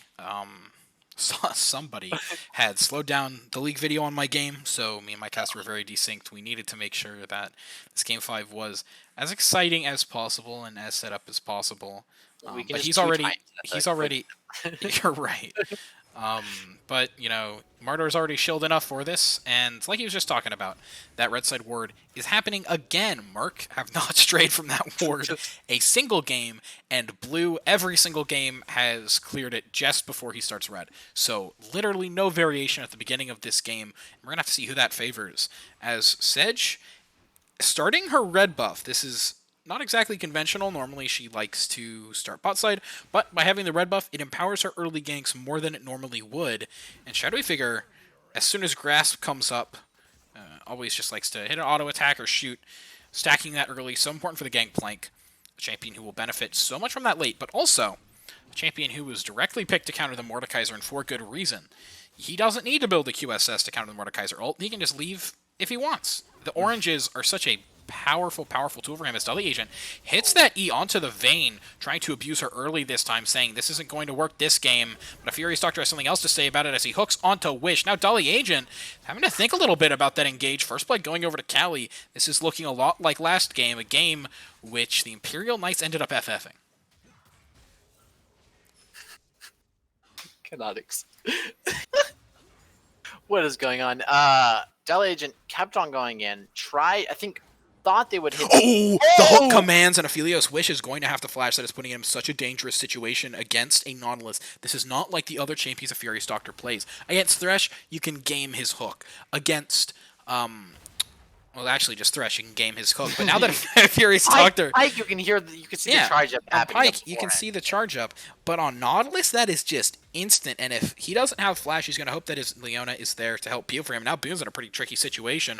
Blue Jay and Hoodrich are both on him, but Sejuani's winning this trade against Wukong. I think Blue Jay just walked in and thought, oh, I'll be fine. I can, you know. Uh-oh, Shadowy Figure. Yeah, he's eating those oranges. Kaylin just constantly annihilate Shadowy Figure, except, you know, on Jace.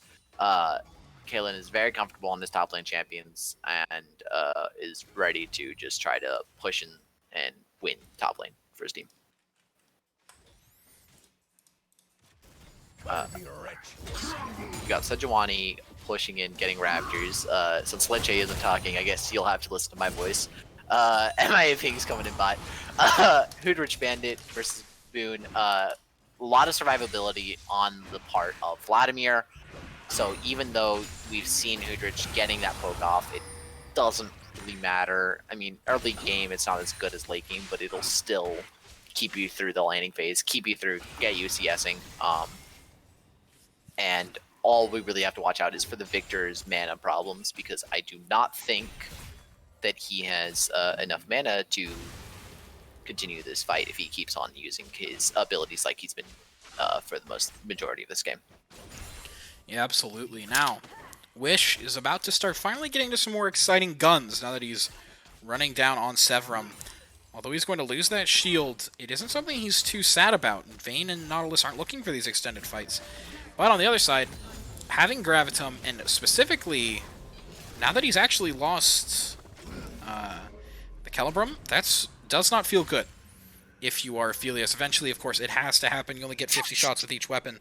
But being able to have that extra range in lane, being able to have that extra safety, especially versus a Nautilus, is critical. Yeah, as we can see, the Nautilus BM ready, you know, he's showing off. Finally, they got the Nautilus instead of leaving it up to Imperial Knights, and they're ready to play. We do see that Victor has already backed and used his teleport. unless he pushes a lot of ways, I don't think he's going to force out the Boon teleport. We'll see if Boon retaliates. He does retaliate with the teleport.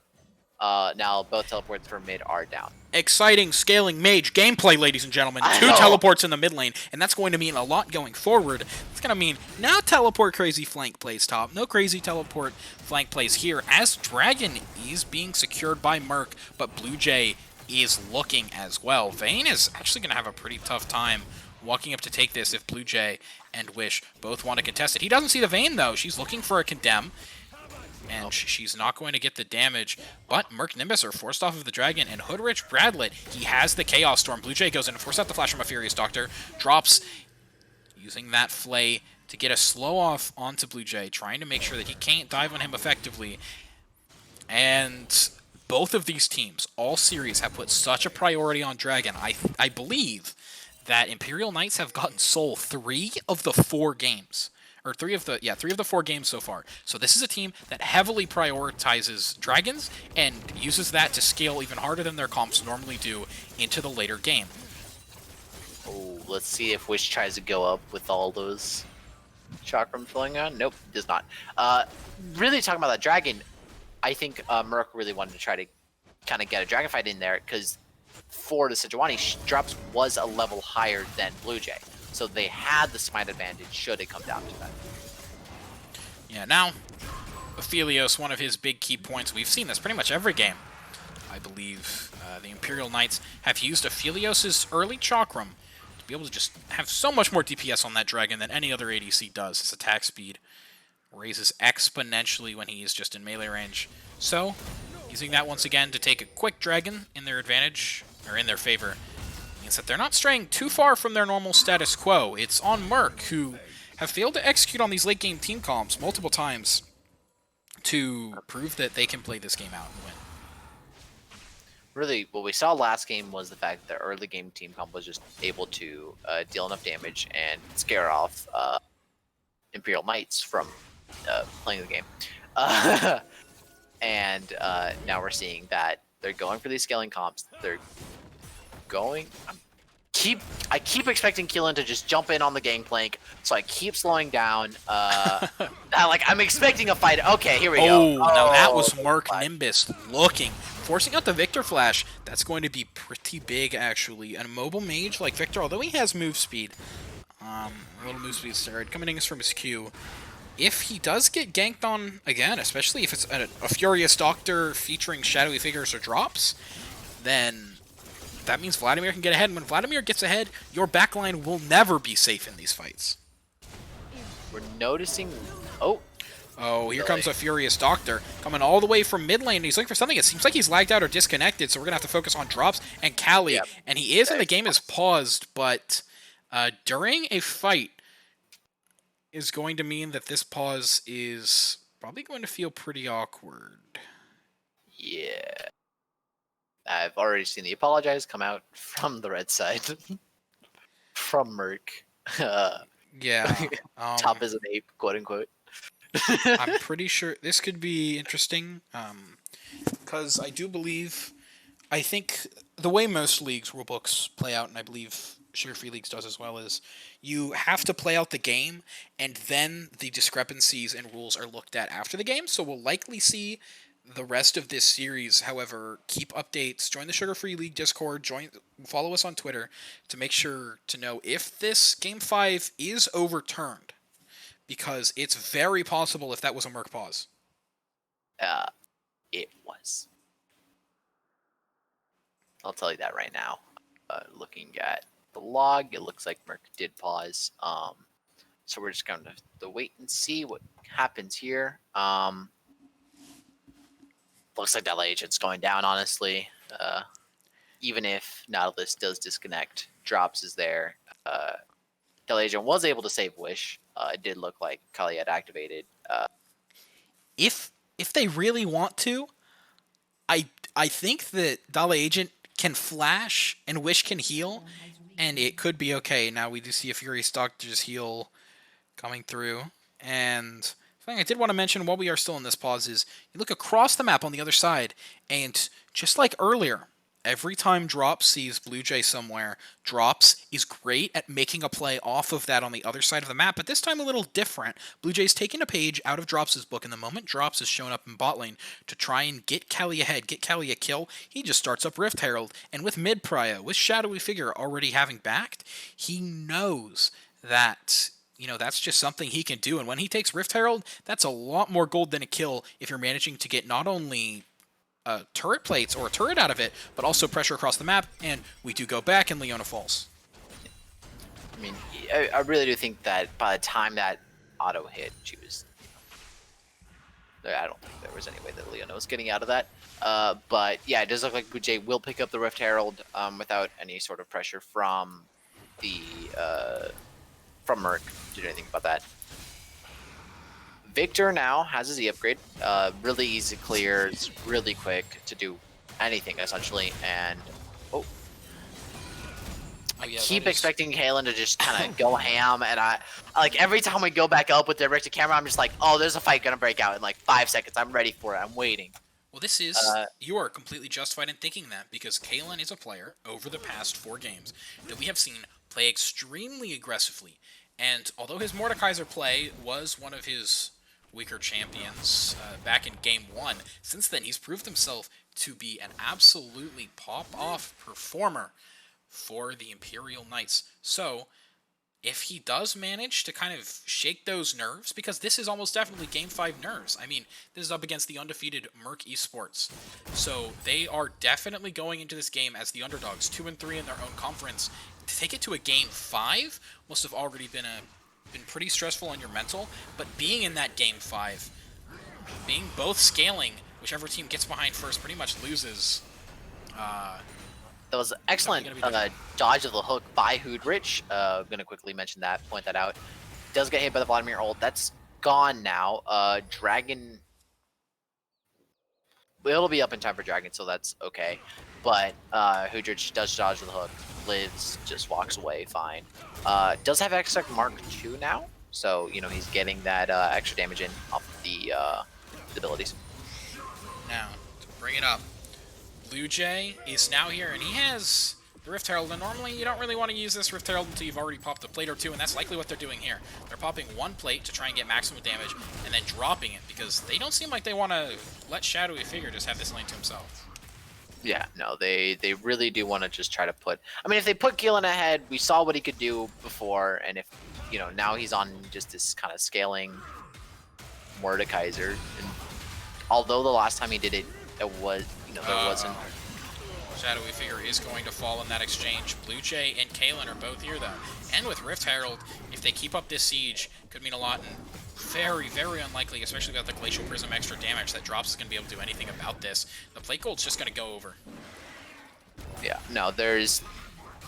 Plate gold just goes over, they drop the Rift Herald, yeah, and they get some free gold. Well, yeah, mostly free. Boon and a lot of small skirmishes, but as we said, these are all scaling comps. Hopefully, something a little more interesting will happen later on, but we'll just have to wait and see. It's only a 600 or 300, 400 gold difference right now. In fact, it's closing as I speak. This is not a big difference, but Callie and a Furious Doctor both want to back, because Drops is coming bot side, so is Blue Jay. They both are looking for this Ocean Dragon. I've mentioned it before, and I will keep mentioning it until the day I die. Both these teams are obsessed with these objectives, and rightly so. With these 2 late game scaling team columns, I mean, the Dragon, which will likely be Infernal or Mountain, or will be Infernal or Mountain, is going to be the decider in these fights. I mean, once both teams hit full items, if it gets that far, the only difference between you is going to be your amount of scaling, which both teams have plenty of, and the Mountain Soul or Infernal Soul. So both these teams definitely looking at it as a major objective. Yeah. You mean, call it now. What do you think, Mountain or Infernal? It's going to be Infernal 100%. Yeah, I mean, obviously. I don't think... I mean, who would care about Mountain? Oh, Blue Jay's looking in, but Drops is going to manage to pick up the smite, which means Blue Jay's in a very precarious situation, and he is going to fall. Having burned Flash, I think he missed it. I think he was going for over the wall. Either way, I'm wrong about the Dragon, which means that I'm going to just hand it off to Mardor. Perfect. That means Mountain Dragon's coming up. We can get some more resistances in. Oh, Leona resistances will be, off the roof once that happens. Will be an unkillable champion, except for the fact that Vayne deals true damage and does not care about resistances at all. I was interested to see that they... Come on, Keelan. Get some fight in. I think Keelan's just going to go for the plates here, and... Okay, doesn't get it. And everyone is. You see a lot of plates in the top and bot lane on both sides being dropped. But something to note, mid lane has been a farm fest. These guys are pretty much at the exact same points. And both of them know that they're just waiting until later on when they can be their full Victor and Vladimir selves. But until then, both of them are perfectly happy just farming in the middle. Yep, they occasionally teleport back in, just in case the other person's trying to get any cheeky ideas, but both the mid lane players just decided, we'll be fine if we just, farm. Perfectly content to just kind of do whatever they want. Yeah, now chat, sorry about all the bitrate issues recently. There's something on my end, but that should all be fixed. As, yeah, like you're just talking about.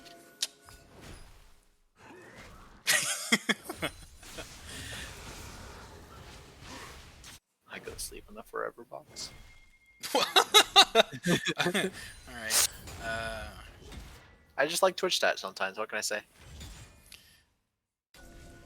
And you said that we lost a viewer, so yikes. Oof, I guess Twitch does not like me, gotta say. They're looking for a dive here, and Shadowy Figure is going to manage to escape from that extremely dangerous situation, but the turret's going to be traded for it. Now, there goes Boone, forcing out the flash from Victor. It's going to be pivotal if they are going to look for ganks. However, both these mid laners have not died or gotten a kill either way. They're just being perfectly fine. Now, a Furious Doctor seems to have been caught out. Blue Jay is looking and drops field goals, the ultimate. We're going to have to see how impactful that is following up. Both of these teams are pretty topped off in terms of health, but there goes Wishes. A massive hook and massive barrel mean that Wish is going to fall. Blue Jay and Kaylin are looking to turn this fight around, though. Mordekaiser ult means he's going to take some stats, and now it's up to Callie and Boone, the two damage dealers. Drops goes into a stopwatch, manages to heal so much and stay alive. Blue falls, triple kill onto Vayne, quadra kill onto Vayne. Callie is stepping up in these games. The quadra kill is huge. That means Callie is getting so much gold, so much things, and everybody knows that, like, once she hits those items, Vayne is an unstoppable one. That was a beautiful flash play as well. Just dodge the Victor, stay safe from the Victor, and just picks up all of these kills. Now, Callie is 7 of 8 of the kills. She is the damage, she is the 1k shutdown, and one of the issues that this player has had throughout the entire series has been positioning. She has stepped up, or he has stepped up constantly and gotten in really, really dangerous situations. So, although this Vayne is fed, there are tools to take her down. Aphelios route, long-range Leona engage, even if she just stands in the gravity field too long. Or if Mordekaiser or Wukong decide to pick her, pretty much all 5 of the members on the Imperial Knights Black have a way to pick her out, and if she does fall, that means until late game when Vladimir can come online as well and this dual damage composition really starts to shine, Murk Esports will not have a way to win fights. Gosh, I love Aphelios with his clear Severum Inferno. It's beautiful. Yeah, no, both team, I mean, really, they want to get some kills on the Vladimir, want to get him steamrolling now, because I think at this point, Vayne already is steamrolling. She's almost like Ginsu's. She's about 1,000 or so gold off. Not 100% certain. About a couple hundred gold off from that, and once she gets that, Vayne is insane. Drops, gets hooked, and Mordekaiser told me that he's not going to be in this fight. He's not going to be able to peel for his team, but will they need it? Callie is getting burst down by the Chaos Storm. Leona picks down a massive 1k gold shutdown. Drops survives. Kaylin is incredibly in danger. Boone is on the backline. He's coming out of the pool, and he's going to get a double kill off of that empowered Q. Now Kaylin is in extreme danger, but he's able to just walk out. Aphelios as well. It seems like the Imperial Knights are walking away, wobbling away with their health bars, but if they keep looking for this fight, they might be able to get something out of it. Red team has summoned the Rift Herald, and it is to get mid-priority. If they manage to push in this lane, get this turret, this dragon should be theirs. Both a Furious Doctor and Shadowy Figure are looking for something. They're hoping to bait out the Baron, hoping that Kaylin and Blue Jay will walk up, try to contest so they can extend this gold lead, but neither of them are going to. They're just giving it away, but this could mean that the window for Dragon is over. They got... I mean... They got what they wanted. Oh, shit. You know, they got... Jump then. They got their... Imperial Knights gets the shutdown on the Kali, which is huge. That's a lot of gold going onto their team. However, with the amount that the teams are prioritizing dragons, losing dragon is a little unfortunate. And they do get the turret as well, but they did drop Richard for it. So there was pretty interesting trades all around by both teams. Nothing too game-changing as far as I'm concerned. You know, Murk still has that 3k gold lead up on...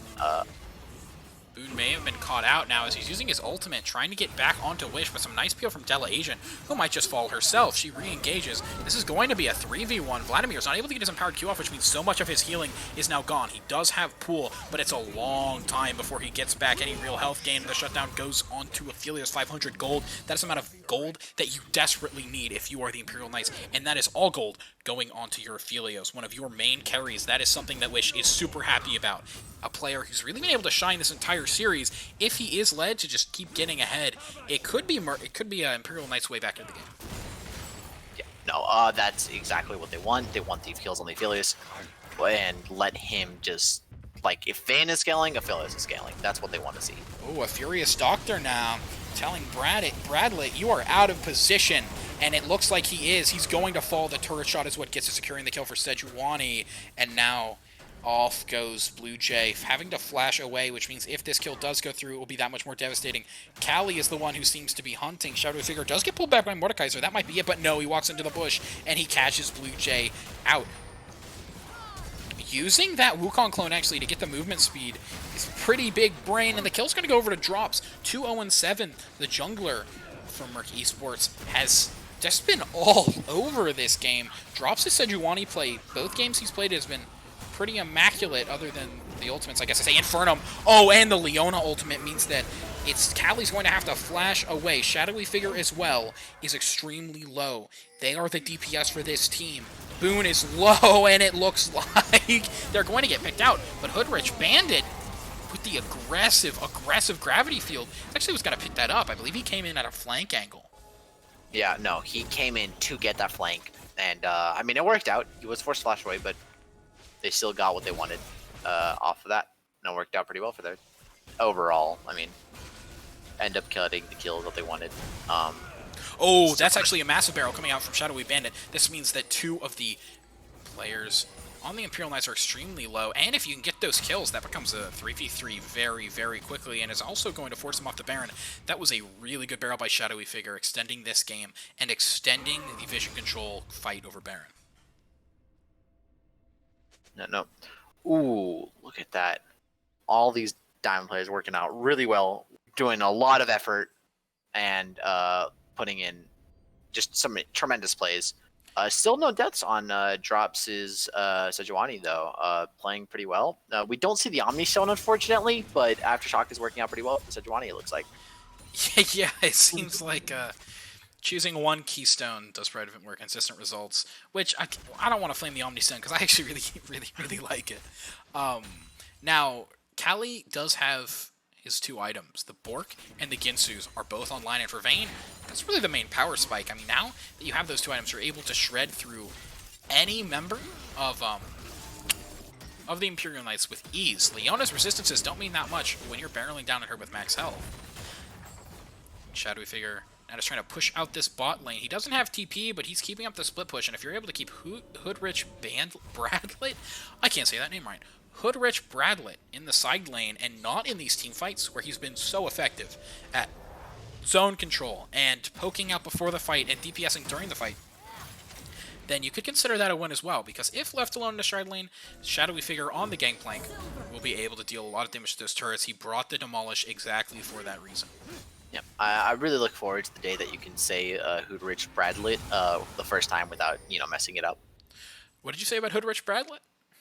Hoodrich Bradlet is a really key player to Imperial Knights, and I'm really glad we got to see 5 games of Hoodrich Bradlet. I actually don't think that he's played. We're gonna have to stop. His drops goes in, and then the fight immediately disengages, giving me a good enough reason to stop that entire chain of conversation. Shadowy Figure now looking for possible barrel chains onto any member of the Imperial Knights. If he gets one good one onto the Aphelios or Victor, that's going to be the difference between a won and lost team fight. Even if he manages to poke out the Leona before she can engage, and that health is a nice little way of thinking about it, is all the health you deal to Leona before she procs for her take item is actually double that. Oh, that hook has left me speechless around the corner, but it's not going to be enough, as now the main fight is happening. Vayne, Kali is left alone, and down goes Dali Agent. Now, the amazing Vladimir backline play. So much damage coming out from Kali in this fight. Even through this Sterix gauge, Wukong is not safe, and that was a 1 for 5. All started because Aphelios couldn't be there. Wish was not able to DPS during that fight. A Furious Doctor landed the hook. It seemed curved it around the wall like his Thresh play last game, and managed to possibly seal the coffin with this 9k kill deficit for the Imperial Knights.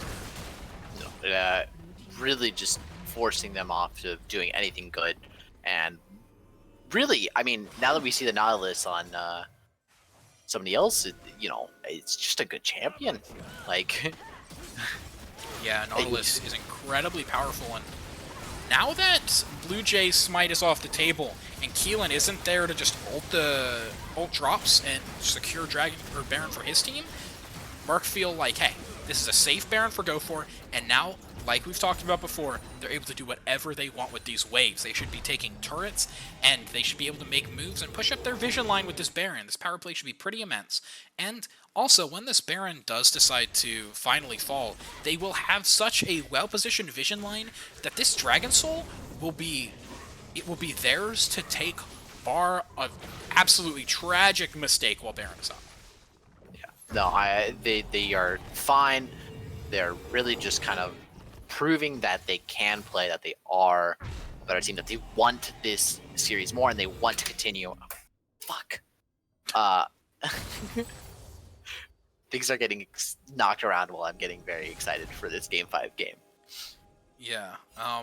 Realistically, this should be a GG unless Imperial Knights Black get the miracle play. You heard it from me first, so we're going to have to watch it out from them. Now, they have the engage tools. Leona, she's level 11, and she is notorious for being able to force these mid and late game long-range engages. So her, as well as Mordekaiser, being able to pick, and if Wukong gets on the backline, there's a lot of ways for the Imperial Knights to get back into this game to make that Imperial play I and no one else was talking about.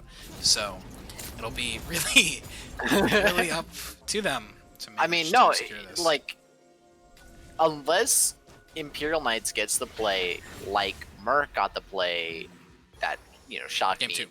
Game 2. It's over.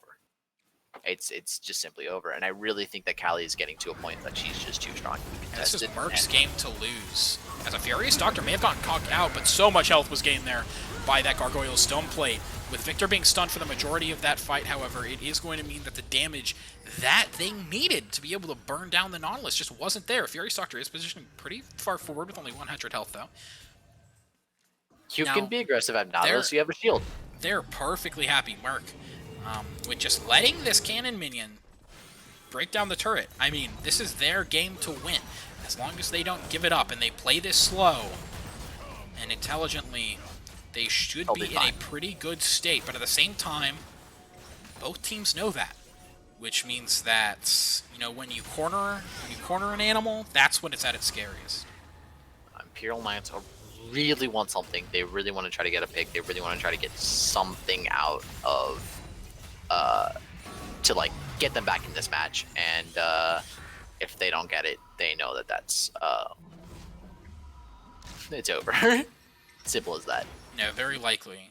If at the same time, we've seen Murk with a very rocky mid game. It hasn't been until 35 or 40 minutes other than that Game 4 anomaly, that they've managed to pull out a clean, decisive victory. So what we are looking at is, even though they have this lead, and they haven't thrown a lead this big yet, Caster Curse, they have thrown 4K, 3K, 2K leads this series. So you have to keep your eye on this team, because if they're not able to play the mid game correctly or intelligently, then it will give Imperial Knights kills. It will give them influxes of gold they desperately need, and most importantly, it will give them time to catch up. Yeah. As we can see, this time to catch, like, I mean, to be fair though, even if as long as they just don't get picked, that's really what Murk is looking for, because they can get the team fights going.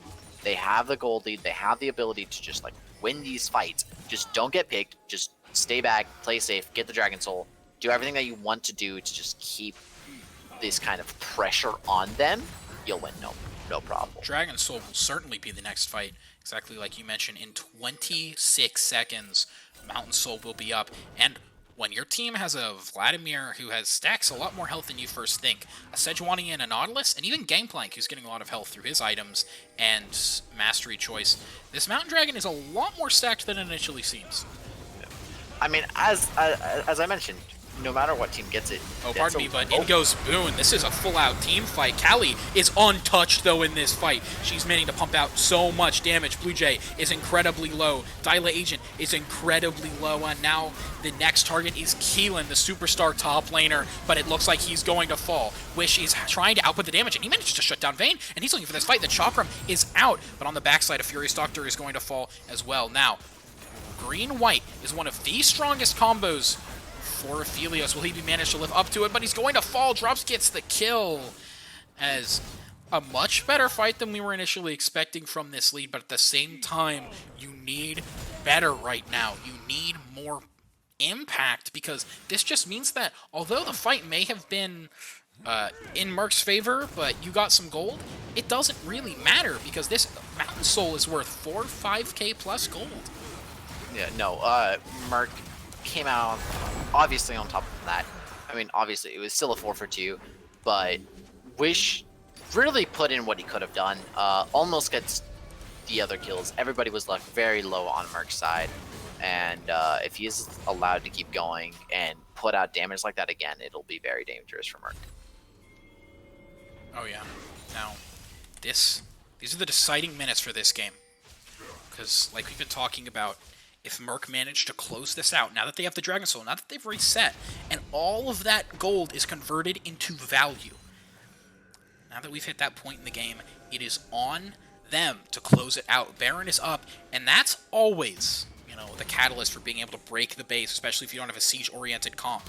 That is really the objective you need. Is now Drops and Blue Jay find each other in the jungle. Drops going to get the heads up that that's not the real Blue Jay, by the way, as Permafrost interacts. And now, if Furious Doctor may have been caught out, the Blast Cone is going to fall, and Leona follows up. However, a nice stun onto Wish is going to mean that he cannot just keep walking forward and dealing damage. Now, Blue Jay, nice block with the clone. Drops' shield is finally broken through, but Drops is pretty alone. Stone Plate pops. He's going to have an immense amount of health. Now, Keelan manages to dodge the Nautilus ultimate, but in the real world, not the Shadow Realm, in the fight, there goes Wish, there goes Wukong, and Kaylin is being burst down by Callie. The Rage Blade is providing so much value right now.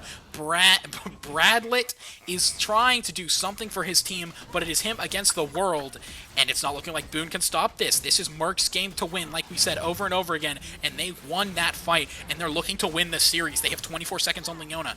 Callie is dealing as much damage as she can to the inhibitor, and so is Shadowy Figure. The burn from his auto attacks seems like it'll be enough. 14 seconds. It doesn't seem like they're going to be able to win this, as now, or pardon me, Imperial Knights aren't going to be able to win this, as now Callie is hitting the Nexus. Victor was not able to TP correctly, and Murk are just going to pad their stats as Callie hits turret, and that is going to be series for Murk. Good try, Hoodrich Bradlet, but he could not do it. And as we said, Murk got the kills that they wanted, and they were able to shut it down at the end. Yeah, that was a absolutely nail-biting series. I Would have wanted to see what it was like if there wasn't the FF, but that's not the world we live in. This series, Imperial Knights Black, although they fell, should feel extremely proud of themselves. They were not a favorite by any means going into this team. I personally had Murk having this in a 3-0 wipe, but other than this last game, Murk were really kind of shown a masterclass on how to play the early and mid game. No, they did.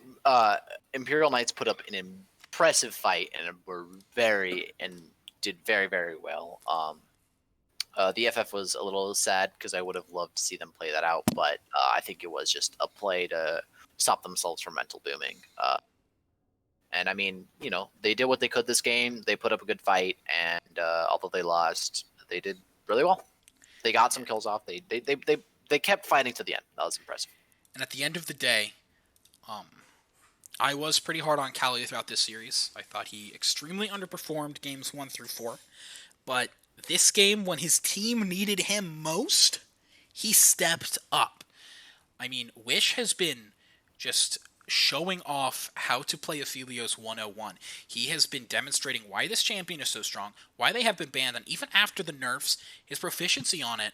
But Cali this game came out with his own masterclass on how to play Vayne in 1v9. This was an incredible performance from him, and really all of Murk this game overperformed. A Furious Doctor, now that he was on a more instant, more hard-engaged support, showed that he knows exactly how and when to pull the trigger when he needs to.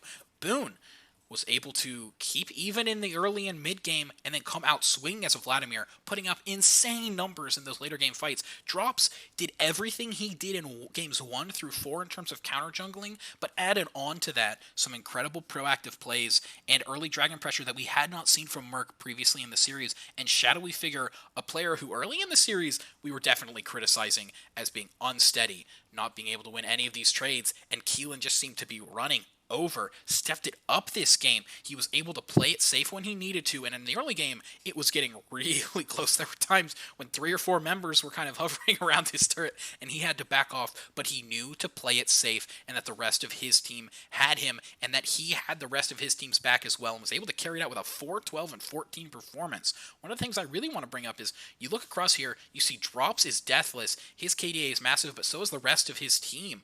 I mean, the lowest kill participation here is 11 from Boone, but he was just kind of farming all game. And the next is, I believe, 17 kill participations from a Furious Doctor. This team worked together, and that wasn't something we saw in the previous games. And it really shows the direction they're heading going into semifinals next week. They did. They worked really hard. They were very impressive, and overall, they just this last game and the game before that, they stepped it up. It was like an entirely new team was playing. They were ready and waiting for Imperial Knights to make mistakes, and every time they did, they were on top of it.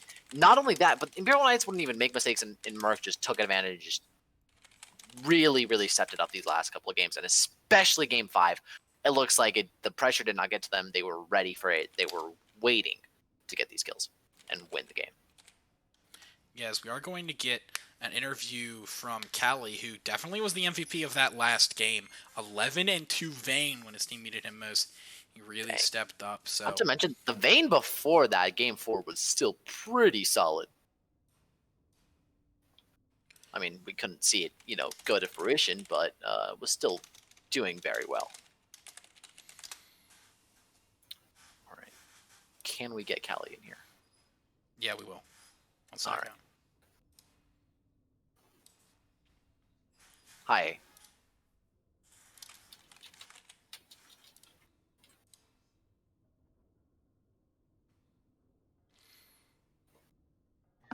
All right, is that you, Cali? It is.